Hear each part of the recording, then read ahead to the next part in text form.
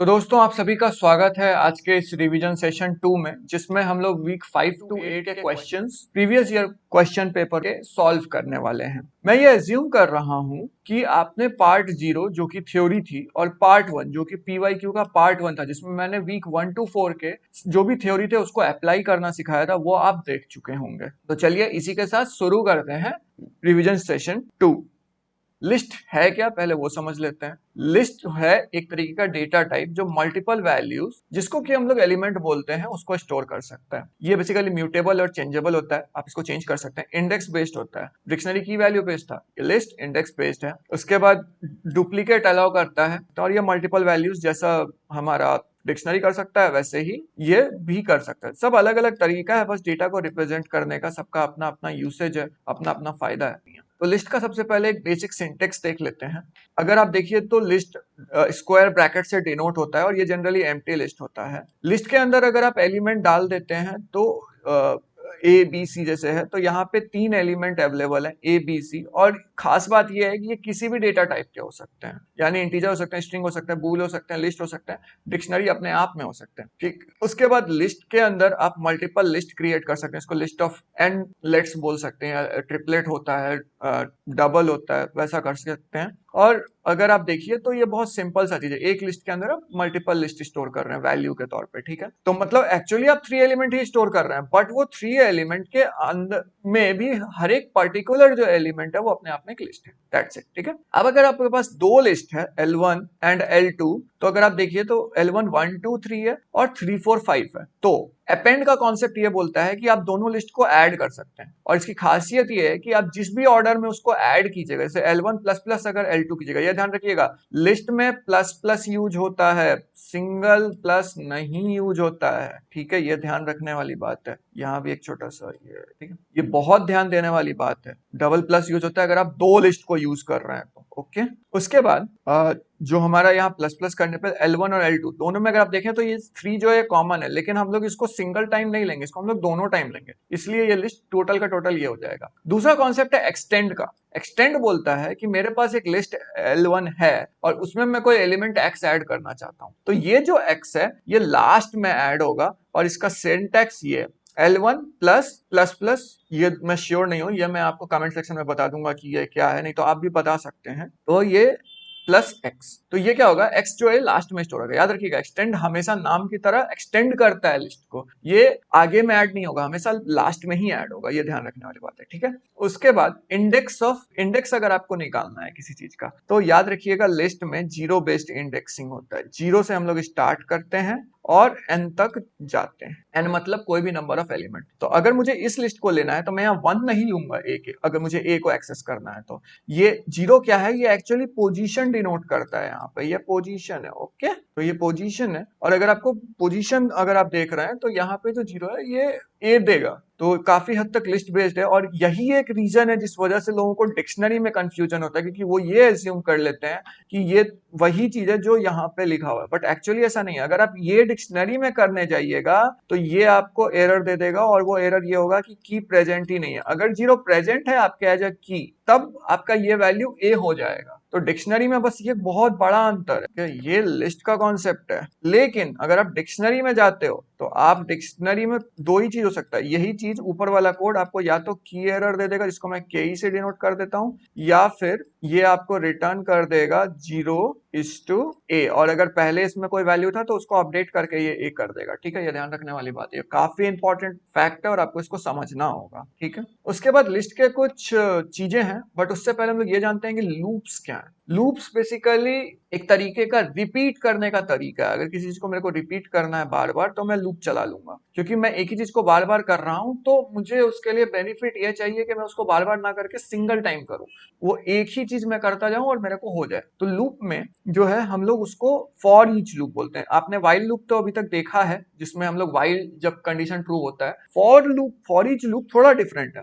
For each loop में internally condition true जरूर होता है, लेकिन हम लोग उसको इग्नोर करते हैं और हम लोग बेसिकली आइट्रेट करते हैं। आइट्रेट मतलब मल्टीपल वैल्यूज पे जाना। फॉर एग्जांपल अगर मेरे पास एक लिस्ट है यहाँ से लेके यहाँ तक, तो मैं यहाँ से यहाँ तक जाऊंगा और उसका मतलब हर एक बार जो मेरा वेरिएबल है वो एक टेम्पोररी वेरिएबल में लूंगा और उसमें स्टोर करता चला जाऊंगा। ठीक है, तो हम लोग यहाँ पे फॉर एग्जांपल अगर मेरे पास x है, तो ये जो x है मेरा, इसको आइट्रेटर बोलते हैं और आप इसको टेम्पोररी वेरिएबल भी बोल सकते हैं। ये टेम्प वेरिएबल हो सकता है, मैं इसको लिख देता हूँ, जनरली वो ज्यादा अच्छा है। आप इसको लिख सकते हैं यहाँ पे, आप इसको बोल सकते हैं टेम्प वैर, जिसको मैं टेम्पोररी वेरिएबल बोलता हूँ, या फिर आइट्रेटर। और इसका काम ही यही होता है कि जो लिस्ट है उसके अंदर जाओ और उसका जो भी वैल्यू, फॉर एग्जांपल यहाँ a है ना, ये जो मेरा a है यहाँ पे, है ना, ये मेरा जो a है, ये a लो तो पहली बार x का वैल्यू a हो जाएगा, दूसरी बार x का वैल्यू b हो जाएगा, तीसरी बार x का वैल्यू c हो जाएगा। तो वही चीज है, ठीक है। और अगर मेरे पास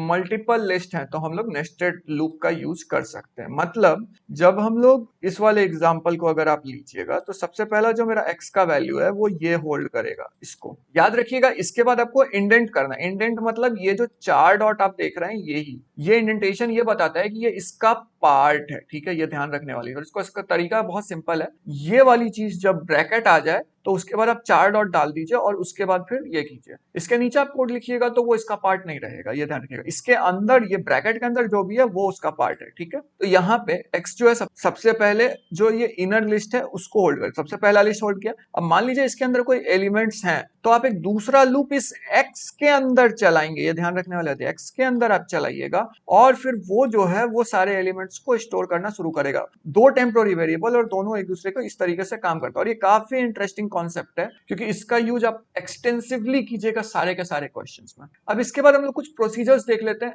अगेन ये सारी चीजें अगर आपको इन डेप्थ में चाहिए तो मैं एक ट्यूटोरियल बना चुका हूं ऑलरेडी, ये सारे के सारे फंक्शन समझा चुका हूं उस वाले में, वो एक्चुअली जीमिट था, तो उसको आप जाकर जरूर देख लीजिए, थोड़ा आपको काफी हेल्प होगा। बट आपको यहाँ पे एज्यूम करना है ये सारे फंक्शंस अवेलेबल है। तो अगर मेरे पास लिस्ट 1 2 3 अवेलेबल है तो लेंथ ऑफ एल मेरे को नंबर ऑफ एलिमेंट, कितने एलिमेंट प्रेजेंट है, 1 2 3, यहाँ 3 एलिमेंट प्रेजेंट है तो वही 3। अगेन ध्यान रखिएगा, जो इंडेक्सिंग है वो 0 से स्टार्ट होता है, लेकिन जब लेंथ रिटर्न करेगा तो वो यहाँ 1 से ही काउंट करना शुरू करेगा, क्योंकि हम लोग कभी भी 0 से काउंट करना शुरू नहीं करते हैं। 0 से काउंट करने से हम लोग को एक वैल्यू कम मिलता है, तो वो इंडेक्सिंग के लिए सही है क्योंकि कंप्यूटर उस तरीके से सही काम करता है। और कुछ प्रोग्रामिंग लैंग्वेज 1 से स्टार्ट लेते हैं, लेकिन यहाँ पे हम लोग नहीं एज्यूम कर रहे हैं। लेकिन लेंथ हमेशा 1 रिटर्न करेगा, ठीक है। फर्स्ट ऑफ एल एक तरीके का वैल्यू है। ये जो फर्स्ट ऑफ एल है ये आपको फर्स्ट एलिमेंट रिटर्न करेगा। अगर यहाँ पे देखिए फर्स्ट ऑफ एल यूज कीजिएगा तो यहाँ पे आपको पहला वैल्यू जो है वो 1 है, वो रिटर्न कर देगा, ठीक है। लास्ट ऑफ एल जो है वो रिटर्न करेगा last element of L. Last element of L क्या है मेरा, 3 है, राइट, तो मैं वही 3 रिटर्न करवाऊंगा। अब इसके बाद जो है कुछ और कॉन्सेप्ट्स भी आते हैं, वो थोड़े से इंटरेस्टिंग और इंपॉर्टेंट है, init of L and rest of L, क्योंकि ये दोनों आप बहुत यूज होता है वो देखिएगा। अगर आपको याद हो क्वेश्चन में हम लोग लास्ट एंड फर्स्ट ही देख रहे थे, राइट, तो हम लोग को यही लॉजिक अप्लाई करना है किसी ना किसी तरीके से, तो वो देख लेंगे। इनिट ऑफ एल क्या है, सारे एलिमेंट रिटर्न करेगा लास्ट वैल्यू के बजाय। मतलब अगर मैं चाहूं तो ये जो return of element except last of L जो ये है, इनिट ऑफ एल क्या करेगा, ये बस ये दोनों वैल्यू रिटर्न करेगा। मेरा लास्ट वैल्यू क्या है, 3, तो वो मुझे नहीं चाहिए, तो यहाँ वो 3 रिटर्न नहीं करेगा, ठीक है। ये ध्यान रखने वाली बात है, इंपॉर्टेंट फैक्टर है, ठीक है। रेस्ट ऑफ एल क्या करेगा, ये सारे वैल्यू रिटर्न करेगा लेकिन ये आपका फर्स्ट वैल्यू रिटर्न नहीं करेगा। मैं इसलिए इसको रेड से मार्क कर देता हूं, ये रेस्ट के लिए, ओके। तो ये दो पेयर बनते हैं, first and last, init and rest. जो सर ने बताया वो फर्स्ट बताया है, उसके बाद इनिट बताया, लास्ट बनाया, इसलिए उसके बाद रेस्ट बताया है। उनका तरीका गलत नहीं है बट उससे थोड़ा कंफ्यूजन आता है, इसलिए मैं इस तरीके से सिंप्लीफाई कर दिया इसको, ठीक है। उसके बाद जो है मेंबर एल ऑफ एक्स, याद होगा हमने मेंबर फंक्शन इससे पहले वाले क्वेश्चन में देखे थे। ये वही चीज है कि हम लोग बस ये चेक करते हैं कि ये एलिमेंट एक्स एल में प्रेजेंट है या नहीं। ये जनरली ट्रू या फॉल्स रिटर्न करता है, तो वही ट्रू और फॉल्स हम लोग वहां चेक कर रहे थे, राइट। उसके बाद ये कॉन्सेप्ट है, ये एक पूरा का पूरा कोड है जो आपको समझना चाहिए, इंसर्शन सॉर्ट। तो इसके ऊपर भी मैंने एक डेडिकेटेड वीडियो बनाया है पूरा का पूरा कि इंसर्शन सॉर्ट काम कैसे करता है। मैं उसका लिंक आपको डिस्क्रिप्शन में भी दे दूंगा और टॉप पे भी अवेलेबल रहेगा, तो आप उसको देख सकते हैं, ठीक है। Insert the x in correct position in L. आपको बस इतना समझना है कि इंसर्शन सॉर्ट आपके पास है, उसमें कोई एलिमेंट एक्स है और वो एक्स जो है वो एल में आपको इंसर्ट करना है। आप जहां भी करो वो सही पोजीशन होना चाहिए, वही है। और एक लास्ट कॉन्सेप्ट आता है लिस्ट के अंदर, वो है एग्जिट लूप। यहाँ हमने लूप के थ्रू काम किया, राइट, लेकिन कई बार होगा कि हम लोगों को जरूरत नहीं पड़ेगी। जैसे फॉर एग्जांपल यहाँ पे जो मेरा कीज ऑफ डी था, राइट, अगर यहाँ पे इज की डी अगर मैं इसका फंक्शन बनाने जाऊं तो मेरे पास मल्टीपल वैल्यूज होंगे, राइट? लेकिन मुझे तो एक ही वैल्यू चेक करना है ना, वो एक वैल्यू जैसे ही मुझे मिल जाएगा मैं लूप से निकल जाना चाहता हूँ। फालतू क्यों एक्स्ट्रा कैलकुलेशन करूं, इफिशिएंट बनाना मेरे कोड को, तो इसलिए मैं वहां से निकलना चाहता हूँ। तो इसलिए मैं यहाँ पे एग्जिट लूप यूज कर सकता हूँ, और ये क्या करेगा, ये तुरंत टर्मिनेट कर देगा जैसे ही इसके ऊपर वाला वैल्यू जो है वो ट्रू हो जाएगा। इसका कोड आप देख सकते हैं, काफी इंटरेस्टिंग कोड है, वो अवेलेबल है लेक्चर्स में, आप वहां से देख लीजिएगा, ठीक है? अब आपको दो चीज का ध्यान रखना, आपको क्या यूज करना है, ये बेसिकली इंसर्शन शॉर्ट के केस में भी है और ऐसे भी नॉर्मल भी, बट मैं यहाँ पे इंसर्शन शॉर्ट के केस में क्या हो, अगर एल एम्प्टी हो तो उसको हैंडल करना आपको आना चाहिए।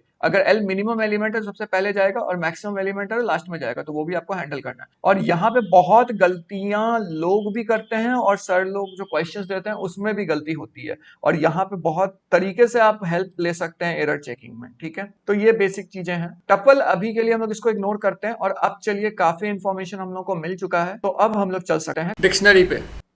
तो अगर आप देखिए तो यहाँ पे मेरे पास कुछ डिक्शनरी के बारे में इंफॉर्मेशन दिया हुआ है। तो डिक्शनरी बेसिकली एक तरीके का डेटा टाइप है जो मल्टीपल वैल्यूज को की वैल्यू पेयर की तरह यूज करता है, ठीक है? इसकी खासियत ये है, क्योंकि ये थ्योरी पार्ट में आता है, म्यूटेबल और चेंजेबल होता है, लेकिन इसका मतलब ये है कि ये वैल्यू म्यूटेबल और चेंजेबल है, ठीक है? आप की को चेंज डायरेक्टली नहीं कर सकते, आपको करने के लिए थोड़ा सा दिमाग लगाना पड़ेगा, ठीक है? की वैल्यू बेस्ड होता है जैसा मैंने यहाँ बताया, और यहाँ पे जो इंडेक्सिंग होता है वो की के थ्रू होता है, ठीक है? हम लोग देखेंगे इसका क्या मतलब है। डुप्लीकेट अलाउड है, लेकिन वैल्यू के साथ, की के साथ आप डुप्लीकेट नहीं कर सकते। की हमेशा यूनिक होगा, ये ध्यान रखिएगा, डिक्शनरी में की हमेशा यूनिक होता है, ठीक है? कैन स्टोर मल्टीपल वैल्यूज, बहुत कमाल की बात यह है कि ये integer, string, Boolean, list, Dick, यानी कि डिक्शनरी के अंदर एक और डिक्शनरी अपने अंदर समा सकता है। इसका कुछ बेसिक सिंटैक्स देख लीजिए जो अक्सर आपको क्वेश्चन में देखने को मिलेगा। सबसे पहले, अगर कुछ ऐसा कर्ली ब्रेसेस में है तो उसको हम लोग एम्प्टी डिक्शनरी बोलते हैं। जरूरी नहीं है कि हम लोग इसको डी से ही रिप्रेजेंट करें, आप इसको कोई भी नाम से रिप्रेजेंट कर सकते हैं, ये बस एक वेरिएबल है। वेरिएबल का कॉन्सेप्ट मैंने जब थ्योरी लेक्चर बनाया था तभी दे दिया था, आप उसे देख सकते हैं, ठीक है? डी का अगर यहाँ पे जो है ये हमारा की हो जाता है, ए जो है हमारा वो की है, बी हमारा की है, और यहाँ पे वैल्यू है। यहाँ पे मैं वो लिख भी दिया हूं, डिक्ट विद टू की वैल्यू पेयर्स। इसका मतलब क्या है, इसमें एक की वैल्यू है, एक दूसरा की वैल्यू, राइट? एक चीज और जो काफी लोगों में कंफ्यूजन होता है वो ये कि ये जो की है, क्या ये हमेशा स्ट्रिंग ही रहेगा, क्योंकि मैं डबल कोट डाला हूं, जरूरी नहीं है, ठीक? उसके बाद अगर आपको किसी तरीके से उसके वैल्यू को एक्सेस करना है तो हम लोग इंडेक्सिंग, मैंने बोला ना ऊपर में, ये इंडेक्सिंग यहाँ यूज होता है। देखिए यहाँ अगर मैं की बोलता हूं तो की मतलब या तो ए होगा या बी होगा, तो जब मैं ऐसा करूंगा तो मैं एक्चुअली एक वैल्यू रिटर्न कर रहा हूँ, ना कि मैं की का वैल्यू। तो अक्सर लोगों में ये कंफ्यूजन होता है कि जब यहाँ की है तो इसको तो हम लोग इंडेक्स कर रहे हैं ना, तो कैसे ये हो सकता है, तो ये वैल्यू क्यों रिटर्न करेगा? बट डिक्शनरी इसी तरीके से काम करता है, ठीक है? अगर आपको चेंज करना है तो आपको सेम की यूज करना है जो आपने ऊपर की यूज किया है, ये दोनों की सेम होंगे, ठीक है? और इसका जो वैल्यू है वो डिफर कर जाएगा। वैल्यू डिफर क्या कर जाएगा, पहले वैल्यू था और ये वैल्यू 2 हो जाएगा, कोई नया वैल्यू यहाँ पे आप मान लीजिए, ठीक है? उसके बाद कुछ बेसिक फंक्शनैलिटीज होते हैं डिक्शनरी के जो हम लोग जान सकते हैं। जैसे ये अगर मेरे पास एक डिक्शनरी है, फॉर एग्जांपल यहाँ पे एक छोटी सी गलती हुई है मुझसे, इस बात का जान बुझ के अगर मैंने किया भी तो आप इसको ये समझ लीजिए कि अगर आप कोलन नहीं डालते तो इसका मतलब ये डिक्शनरी नहीं है। एक और चीज, अगर आप कोई ऐसा डिक्शनरी बनाते हैं ए और उसके बाद आपने कॉमा डाल दिया, तो मैं बता देना चाहता हूं कि ये गलत है, इस तरीके से आप नहीं कर सकते, आपको ये कोलन ही डालना है। और अगर आप A:1 डाल दिए तो ये डिक्शनरी है, लेकिन अगर सिंगल ए रहने दिए तो ये एक दूसरा डेटा टाइप बन जाता है जिसको हम लोग सेट बोलते हैं। बट अभी के लिए उतना रेलेवेंट नहीं है, इसलिए मैं इसको डिलीट कर देता हूँ, ठीक है? इसके साथ कुछ प्रोसीजर्स आते हैं, इसके बारे में इन डेप्थ हम लोग बाद में जानेंगे, अभी समय नहीं है। बस इतना जान लीजिए कि ये सब आपको प्री डिफाइंड है, आपको एज्यूम करना है कि आपको ये प्रोसीजर्स मालूम है, ठीक है? तो पहला है इज की, ये डिक्शनरी लेगा डी और उसमें कोई एक की वैल्यू ढूंढेगा। जैसे फॉर एग्जांपल यहाँ पे मेरा के का वैल्यू ए हो सकता है, ठीक है, इस वाले इसके अंदर, ठीक है? और ये बेसिकली ये चेक करता है कि क्या जो की के है, यहाँ पे ए है ना, तो यहाँ पे क्या वो ए प्रेजेंट है डी में, तो यहाँ प्रेजेंट है तो इसलिए ये ट्रू देगा। अब फॉर एग्जांपल अगर मैं सी कर दूंगा तो ये फॉल्स दे देगा, तो इसका बस यही रिटर्न करता है। ध्यान रखना है कि ये हमेशा एक बूलियन वैल्यू रिटर्न करता है, ठीक है? बूलियन मतलब ट्रू फॉल्स, ठीक है? दूसरा जो है वो है keys of D. Keys of D क्या करता है, लिस्ट रिटर्न करता है, डिक्शनरी के जितने भी कीज हैं उसका लिस्ट रिटर्न करेगा। और यहाँ पे एक लोग गलती कर देते हैं, वो ये सोचते हैं कि रिटर्न में ये डिक्शनरी रिटर्न करता है, बट ऐसा नहीं है, वो एक लिस्ट रिटर्न करता है। तो आप आइट्रेशन जो है वो लिस्ट के ऊपर कर रहे होते हैं, ना कि एक डिक्शनरी के ऊपर, ठीक है। Delete D of D comma के, अगर आपको ये जो है ये एक एक्स्ट्रा प्रोसीजर है जो सर ने बताया था, ये बाय डिफॉल्ट डिक्शनरी में अवेलेबल नहीं होता, इसे हमें बनाना पड़ता है, बट यहाँ पे अज्यूम कर लीजिए आपको मालूम है, और ये मैक्सिमम टाइम नहीं पूछा जाएगा, ठीक है। तो डिलीट अ पर्टिकुलर की and value, use list concept underneath, तो इतना चीज तो इंपॉर्टेंट नहीं है अभी के लिए। अभी के लिए बस इतना जान लीजिए कि अगर आप इसमें कोई डी कोई डिक्शनरी है और के कोई की है, तो अगर आप कोई की डाल रहे हैं पर्टिकुलरली, तो वो जो की है वो की और उसका वैल्यू, याद रखिए की और उसका वैल्यू दोनों चला जाएगा, क्योंकि डिक्शनरी में ये दोनों इंटरलिंक्ड होते हैं, एक दूसरे से कनेक्टेड होते हैं। तो अगर आप की को रिमूव करेंगे तो आप वैल्यू भी रिमूव कर रहे होते हैं, ठीक है। इस बात का बहुत ध्यान रखने की जरूरत है, ओके। अब कुछ चीजें जो आपको पूरे के पूरे सूडो कोड में मिलने वाली हैं, वो ये, अगर आपके पास एक डिक्शनरी दिया हुआ है, एम्प्टी डिक्शनरी, और अगर आपके पास एक लिस्ट दिया हुआ है A B C, we don't need value, ठीक है, हम लोगों को वैल्यू नहीं चाहिए। अगर मान लीजिए मैं सब में 111 डालना चाहता हूं, यहाँ पे जैसा आउटपुट है, तो इसको इस तरीके से कर सकते हैं। सबसे पहले फॉर ईच ये यूज करेंगे यहाँ पे, ठीक है, ये फॉर ईच आप ऐसा भी लिख सकते हैं, ऐसा भी लिख सकते हैं, कोई दिक्कत नहीं है। उसके बाद हम लोग यहाँ पे एक्स के थ्रू इसके अंदर जाएंगे, इसका कॉन्सेप्ट जो है वो आइट्रेटर से रिलेटेड है। तो आप देख सकते हैं कि डिक्शनरी में भी एक्चुअली लिस्ट आप अंडरनीथ यूज कर रहे होते हैं, तो आपको लिस्ट जानना जरूरी है, और फिर में आपको ये सारी चीजें समझ जल्दी आने लगेंगी, ठीक है। बट बाय डिफॉल्ट लोगों का कहना था कि वो वीक 5 अच्छे से किए हुए हैं, तो अगर वीक 5 वो अच्छे से किए हुए हैं तो उनको लिस्ट का कॉन्सेप्ट काफी अच्छे से क्लियर होगा, इसलिए मैं ये एज्यूम करके आपको ये समझा रहा हूँ, ठीक है। तो एक्स जो है वो लिस्ट के अंदर जाएगा और वहां पे क्या करेगा, ये चेक करेगा कि क्या ये इज की फंक्शन जो हम लोग यहाँ ऊपर में देखे थे, इसका यूटिलाइजेशन करेगा और पूछेगा कि क्या मेरा जो इज की है, एक मिनट, यहाँ पे एक छोटी सी फिर से एरर है, ये एक एरर कॉमन है, ये आपको गलती मिल सकती है, डी कॉमा एक्स होगा। रीजन कि हमेशा ये वाला पार्ट हमेशा वो की होता है जिसको आपको चेक करना था, और ये वाला पार्ट हमेशा वो डिक्शनरी होता है, ठीक है।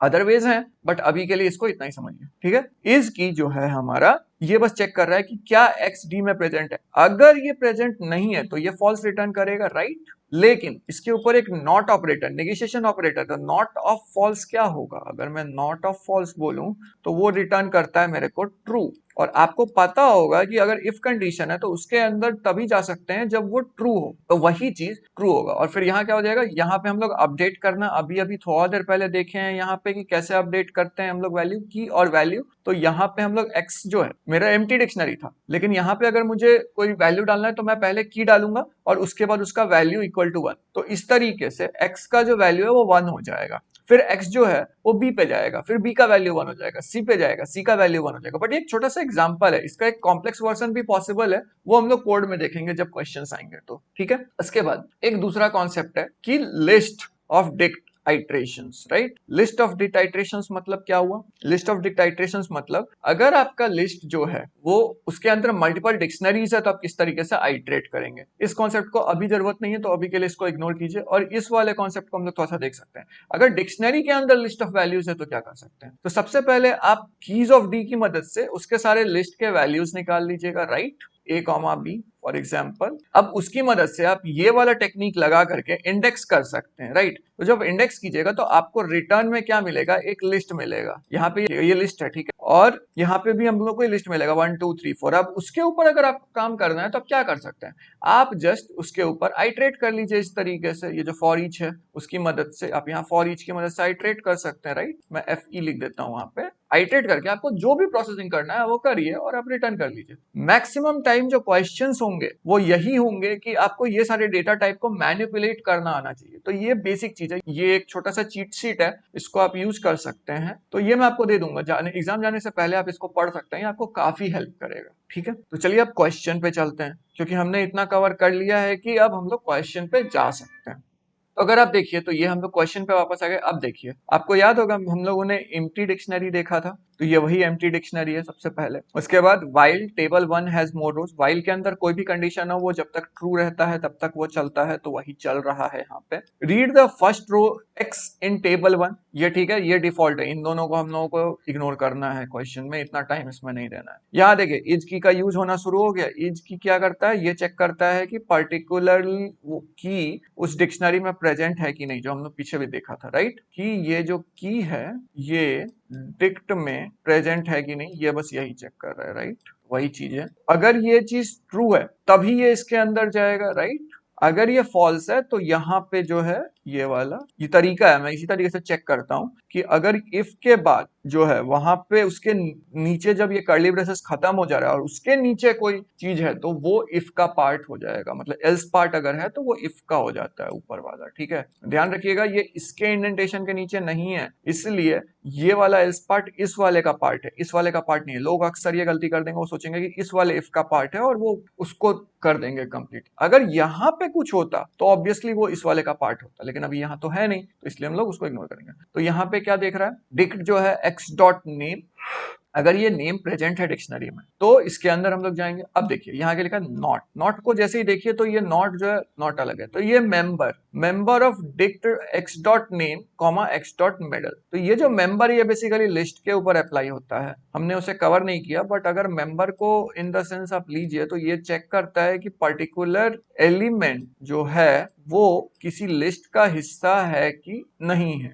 तो ये वही चीज है, अगर आपने वीक 5 किया हुआ है तो आपको समझ में आ जाएगा ये मेंबर क्या है। तो हम लोग यहाँ पे dict of X dot name कर रहे हैं। अब लोग सोचेगा अरे ये एक्स डॉट नेम है, इसका मैं क्या करूं, तो भाई ये यहाँ पे कुछ नहीं है, ये वैल्यू है, उस नेम का वैल्यू है। मतलब यहाँ कोई एक जो आएगा वो ये आएगा कि यहाँ पे कोई नाम होगा, ये कोई नेम हो सकता है, ठीक है, कोई नेम हो सकता है। और हम लोग चेक क्या कर रहे हैं कि वो एक्स डॉट मेडल के अंदर वो नेम अवेलेबल है कि नहीं। ये थोड़ा सा क्रिप्टिक लग रहा है, अगर ऐसा दिखे तो आपको याद रखना है कि आप क्या डेटा सेट यूज करो, आप ये यूज करो, ठीक है, एक्स डॉट नेम। अब इस डॉट में मान लीजिए करम मालेश्वरी जो नाम है ये ब्रॉन्ज मेडल के अंदर आ रहा है, राइट, ब्रॉन्ज इसको मिला है। अब अगर कोई दूसरा नाम ब्रॉन्ज मतलब दूसरा यही आदमी ब्रॉन्ज के अंदर आएगा तो एक चीज जान लीजिए कि डिक्शनरी में जो की होता है वो यूनिक होता है। तो आपको इस क्वेश्चन पे खास तौर पे ये ध्यान देना है कि आपका की क्या, ठीक है, उससे आपको इसमें बहुत हेल्प मिलेगा। तो यहाँ पे वो एक्स डॉट मेडल, अगर वो मेडल जो है ये नॉट है, मतलब अगर ये प्रेजेंट होगा यहाँ पे, अगर ये यहाँ पे प्रेजेंट होगा तो ये ट्रू रिटर्न करेगा, और नॉट ऑफ ट्रू क्या हो जाएगा, फॉल्स रिटर्न कर देगा, राइट, क्योंकि अगर ये प्रेजेंट है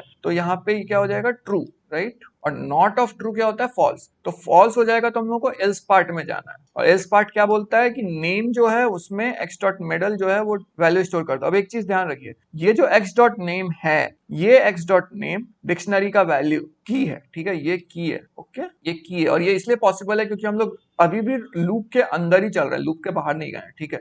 और ये एक्स डॉट मेडल है, ये वैल्यू है, लेकिन ये वैल्यू इंडिविजुअल वैल्यू नहीं है, ये क्या है, एक लिस्ट है। आई थिंक मुझे लिस्ट को कवर कर देना चाहिए था शुरुआत में ही, बट एनीवेज नेक्स्ट क्वेश्चन में उसको हम लोग ऑलरेडी कवर करने वाले हैं, तो दैट्स इट।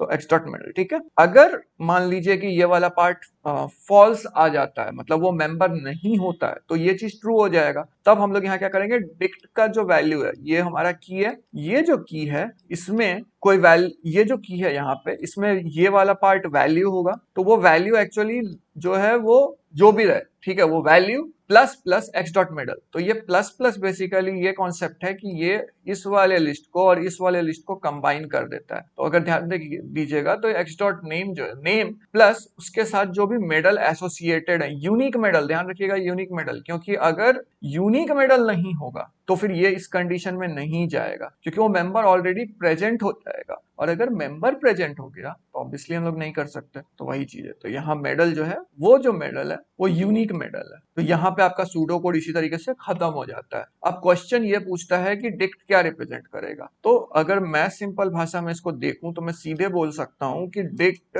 जो है उसका जो की होगा वो प्लेयर का नेम होगा, राइट, प्लेयर का नेम होगा, और वो मैप होगा, ये जो डॉट हम लोग इस टू लिखते हैं ना, वो मैपिंग कहलाता है, वो मैप होगा डिस्टिंक्ट मेडल से। तो ये बात आपको ध्यान रखना है इस वाले क्वेश्चन में। इसका सबसे बड़ा ट्रिक क्या है इस क्वेश्चन का, वो ये है कि आपको ये कंडीशन आइडेंटिफाई करना है। चलिए मैं एग्जाम के लिए आपको एक छोटा सा टिप दे देता हूँ जो बहुत हेल्पफुल है और काफी लोगों का हेल्प भी करता है, ठीक है।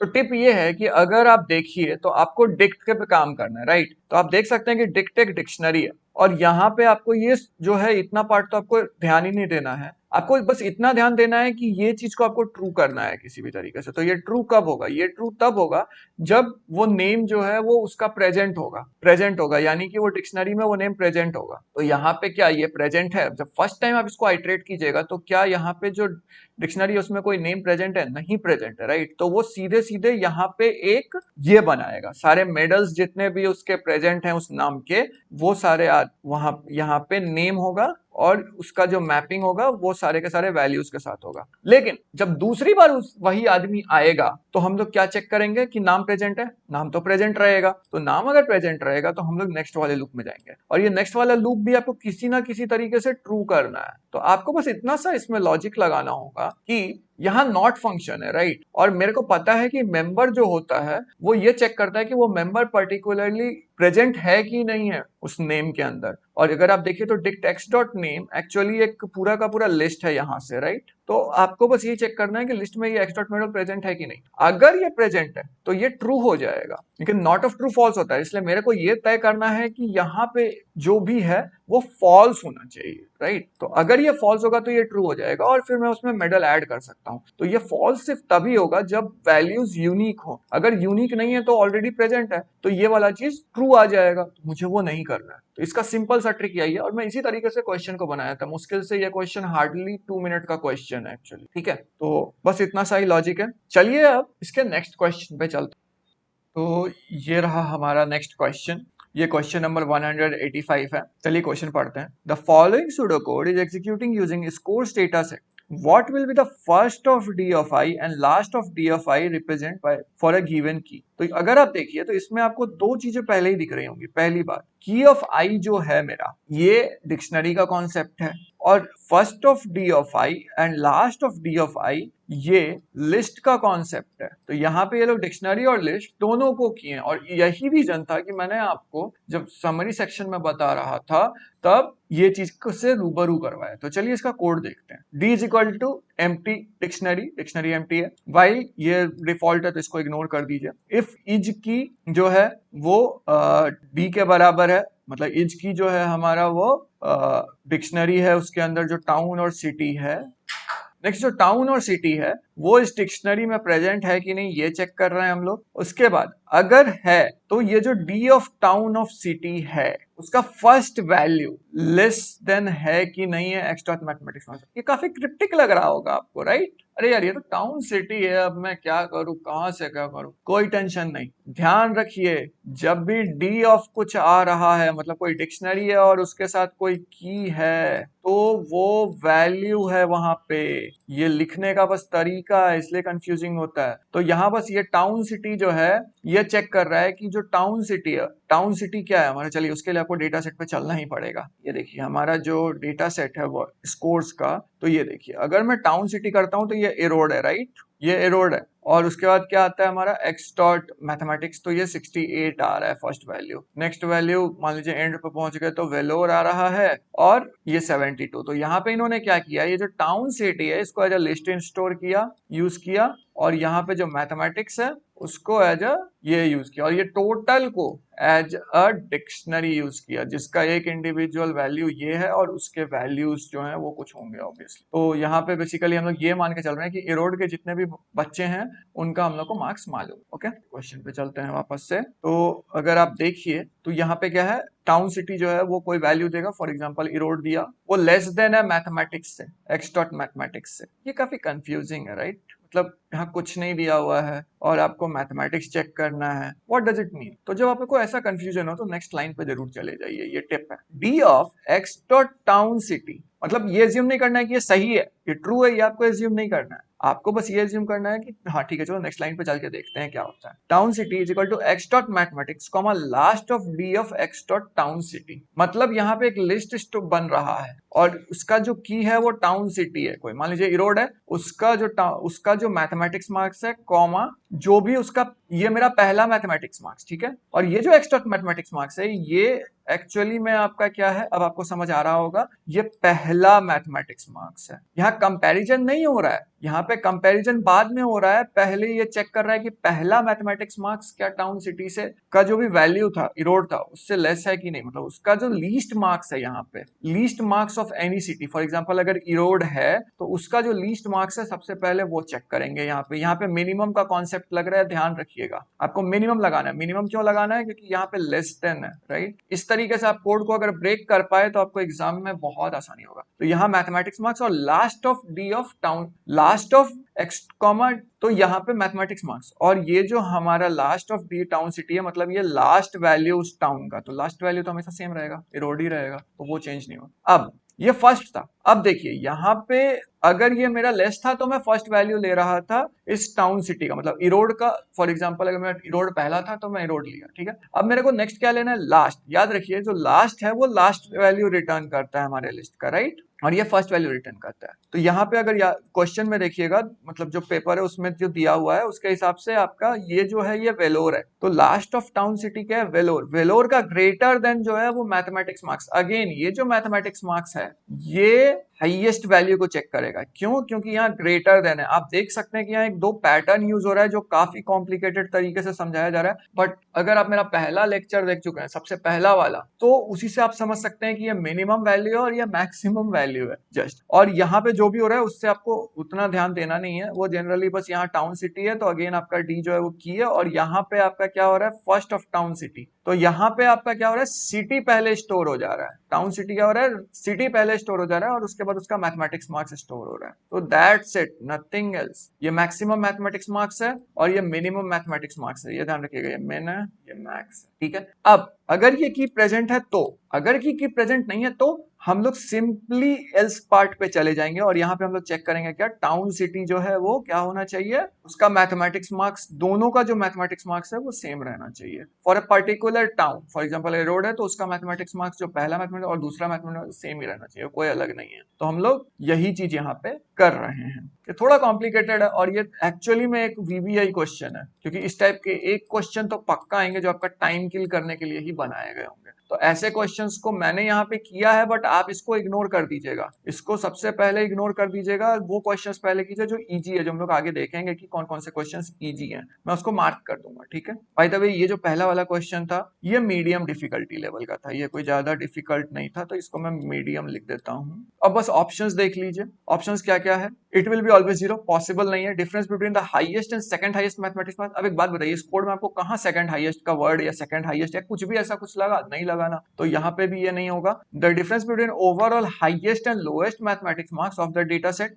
ओवरऑल तो नहीं कर रहे हैं, क्यों? क्योंकि हम लोग यहाँ सबसे पहला वैल्यू यूज कर रहे हैं और यहाँ पे सबसे लास्ट वैल्यू यूज कर रहे हैं, तो इसलिए ओवरऑल तो नहीं हो सकता। ओवरऑल मतलब ऑन एन एवरेज होता है, इसका मतलब क्या होता है? On an average. ये एवरेज है, तो एवरेज का आपको कोई पार्ट दिखा या मतलब सम या कुछ ऐसा डिवाइड कर रहे हैं? नहीं कर रहे, तो इसलिए ये भी गलत हो जाएगा। नेक्स्ट क्या है? Difference between highest and lowest mathematics marks of city I. ये पॉसिबल है क्योंकि यहाँ पे हम लोग क्या ले रहे हैं? Greater than this value, right. अगर मेरा यहाँ पे एक सिंपल सा ग्रेटर देन दिस वैल्यू ले रहे हैं, राइट, तो इसलिए ये ग्रेटर है और ये लेस देन है, इसलिए ये वाला सही है। और आप देख भी सकते हैं टिक किया हुआ है, तो दैट्स इट। इस तरीके से अगर आप लॉजिक लगाइएगा तो ये अच्छा है। एग्जाम के लिए एक छोटा सा टिप अगर मैं दूं आपको इस क्वेश्चन के लिए, जो कि काफी टाइम कंज्यूमिंग क्वेश्चन है और टाइम किलिंग क्वेश्चन भी है, तो वो ये होगा कि पहले तो इस क्वेश्चन को स्किप कर, काफी टाइम खाएगा समझने में, इसलिए इस क्वेश्चन को आप स्किप कर सकते हैं। अगर आप एक अच्छे कोडर हैं, कोडिंग बैकग्राउंड आपका है बहुत अच्छा, तो इस क्वेश्चन को शुरुआत में कर लीजिए, नहीं तो स्किप कीजिए और लास्ट में इसके पास आइए। टाइम दे के समझना जरूरी है इसको, ठीक है।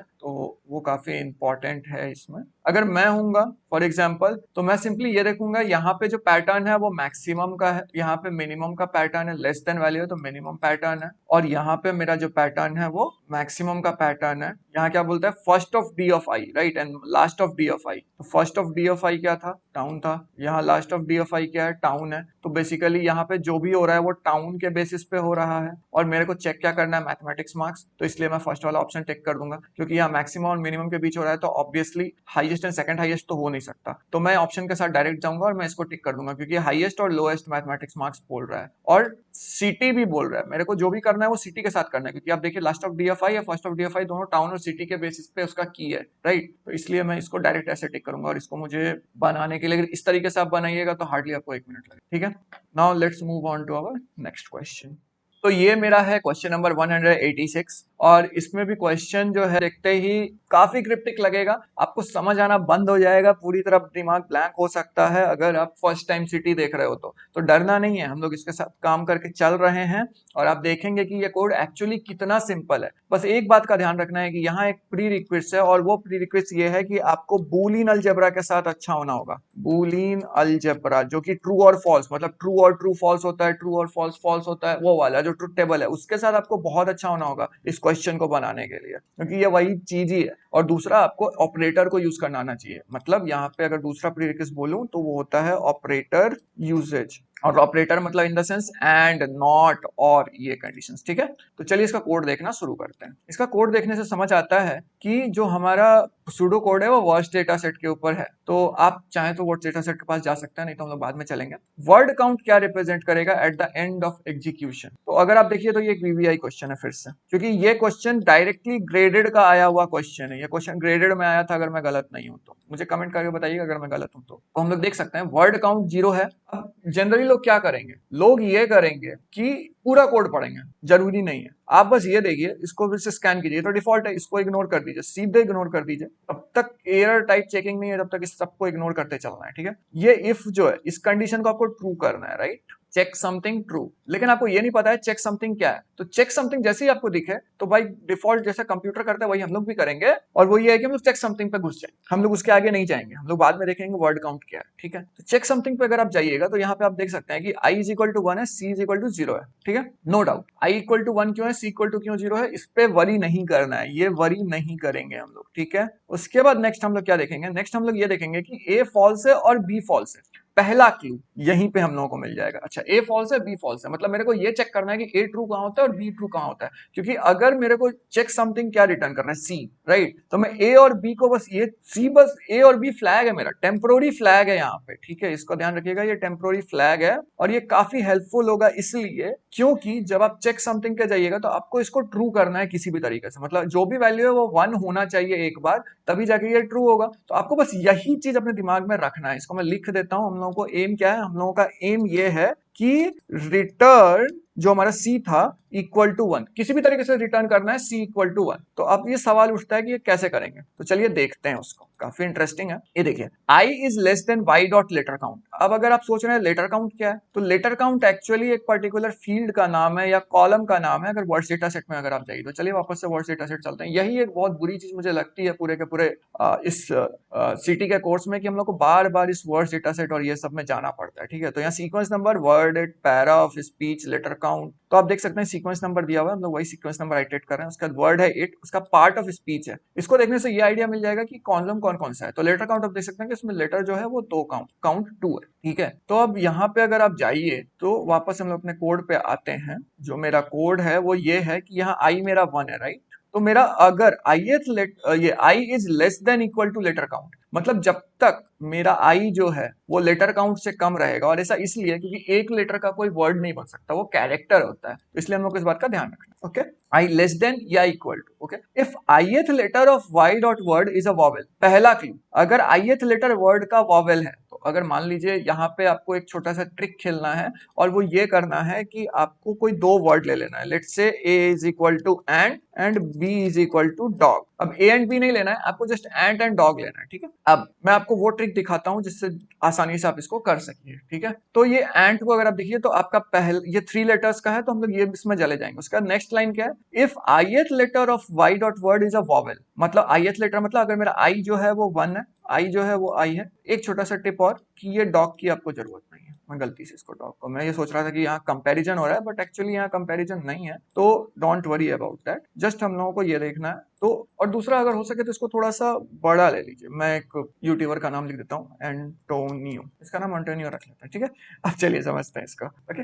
ith letter of i dot word is a vowel, तो ए क्या मेरा वॉवेल होता है, यस वॉवेल है, तो ये चीज ट्रू हो जाएगा, राइट। अगर ये मेरा ट्रू हो गया तो if a and not b, अब आपको जाना है इस वाली कंडीशन। ये देखिए यहाँ क्या है, a क्या है मेरा फॉल्स, एंड नॉट b मतलब true, true and false, false हो जाता है, मतलब हम इस कंडीशन में जाएंगे ही नहीं। c को इक्वल टू 1 हम लोग नहीं कर सकते, राइट। तो सी को अगर इक्वल टू 1 नहीं कर सकते तो हम लोग नेक्स्ट क्या कर सकते हैं, ए का वैल्यू ट्रू कर दो और बी का वैल्यू फॉल्स कर दो, ठीक है। अब देखिए एक कमाल की चीज, यहाँ ए इक्वल टू ट्रू हो गया और बी इक्वल टू फॉल्स हो गया। अब आपको ये वाला जो है ये इसी स्कोप के अंदर है, स्कोप इन द सेंस ये इसी के लिए है, ठीक है। अब नेक्स्ट जब मेरे पास आएगा तब मैं क्या करूं, मान लीजिए मेरा नेक्स्ट वर्ड एन है। अब एन तो मेरा वॉवेल नहीं है, तो वो कॉन्सोनेंट है। तो कॉन्सोनेंट के लिए क्या है, अब यहाँ not of a and b है, राइट। तो ए मेरा क्या था, ट्रू, एंड बी क्या था मेरा, फॉल्स। तो नॉट ऑफ ट्रू फॉल्स होता है, एंड नॉट ऑफ फॉल्स जो होता है वो, सॉरी यहाँ पे फॉल्स है तो फॉल्स एंड फॉल्स फॉल्स होता है। तो अगेन हम लोग इसके अंदर नहीं जाएंगे, ठीक है। ए मेरा वापस से फॉल्स हो जा रहा है एंड बी वापस से मेरा ट्रू हो जा रहा है, ठीक है, कोई दिक्कत नहीं। अगर आप देखिए तो यहाँ पे चेंज ये हो रहा है, ठीक है। अब तीसरे वर्ड पे चलते हैं, ठीक है, एंटोनियो। टी, टी अगेन एक कॉन्सोनेंट वर्ड है, राइट। टी अगेन एक कॉन्सोनेंट वर्ड है, तो ये वाला कंडीशन तो फॉल्स हो जा रहा है। अब देखिए यहाँ पे आपको पहला क्लू मिल जाएगा, ए फॉल्स था तो not a false, false, and b हमारा नेक्स्ट क्या है, ट्रू, ट्रू है, राइट। तो ये जब मेरा ट्रू हो गया तो मेरा इसके अंदर में चला जाएगा और मेरा सी इक्वल टू 1 हो जाएगा। तो यहाँ पे सी इक्वल टू 1 होने का क्राइटेरिया क्या है कि दोनों वर्ड जो है वो कॉन्सिक्यूटिव होना चाहिए, consonant, right, sorry, vowel and consonant होता है। और यहाँ पे भी एग्जैक्टली अगर आप थोड़ा सा दिमाग लगाइए, जो कि मैं आप पे छोड़ रहा हूं, आपको मिलेगा कि सेम तरीके से यहाँ पे अगर वर्ड वॉवेल है तो वो कॉन्सिक्यूटिव, अगर है कॉन्सिक्यूटिव है और वो एक वॉवेल है तो यहाँ पे उसको हम लोग सी इंक्रीमेंट करेंगे। तो याद रखिएगा हमारा एक चीज जो है वो हम लोगों को मिल चुका है। अब दूसरा चीज हम लोगों को ये ध्यान देना है कि मेरा जो सी है, मेरा जो भी सी है यहाँ पे, वो सी इक्वल टू जो भी मेरा यहाँ पे, हाँ, सी इक्वल टू जो भी है वो रिटर्न करेगा, चेक समथिंग कुछ रिटर्न करेगा। सी मेरा अगर 2 हो जाता है, सी मेरा अगर 2 हो जाता है तो मतलब मेरे पास एक वॉवेल भी मिल गया, मेरे को एक कॉन्सोनेंट भी मिल गया कंसेक्यूटिव, तो वो काम नहीं करेगा क्योंकि वो 2 हो जाएगा। तो मेरे को 2 नहीं करना, मेरे को एक ही करना है। तो एक कब हो सकता है, आइदर ये कॉन्सेक्यूटिव वॉवेल हो जाए या फिर ये कॉन्सेक्यूटिव कॉन्सोनेंट, पर दोनों एक साथ हो ये जरूरी नहीं है। तो चलिए अब ऑप्शन पे चलते हैं, ये हम लोग कर लिया, अब इसको ऑप्शन पे चलते हैं। Number of words in which vowel occurs consecutively, जरूरी नहीं है, कॉन्सोनेंट भी तो चाहिए।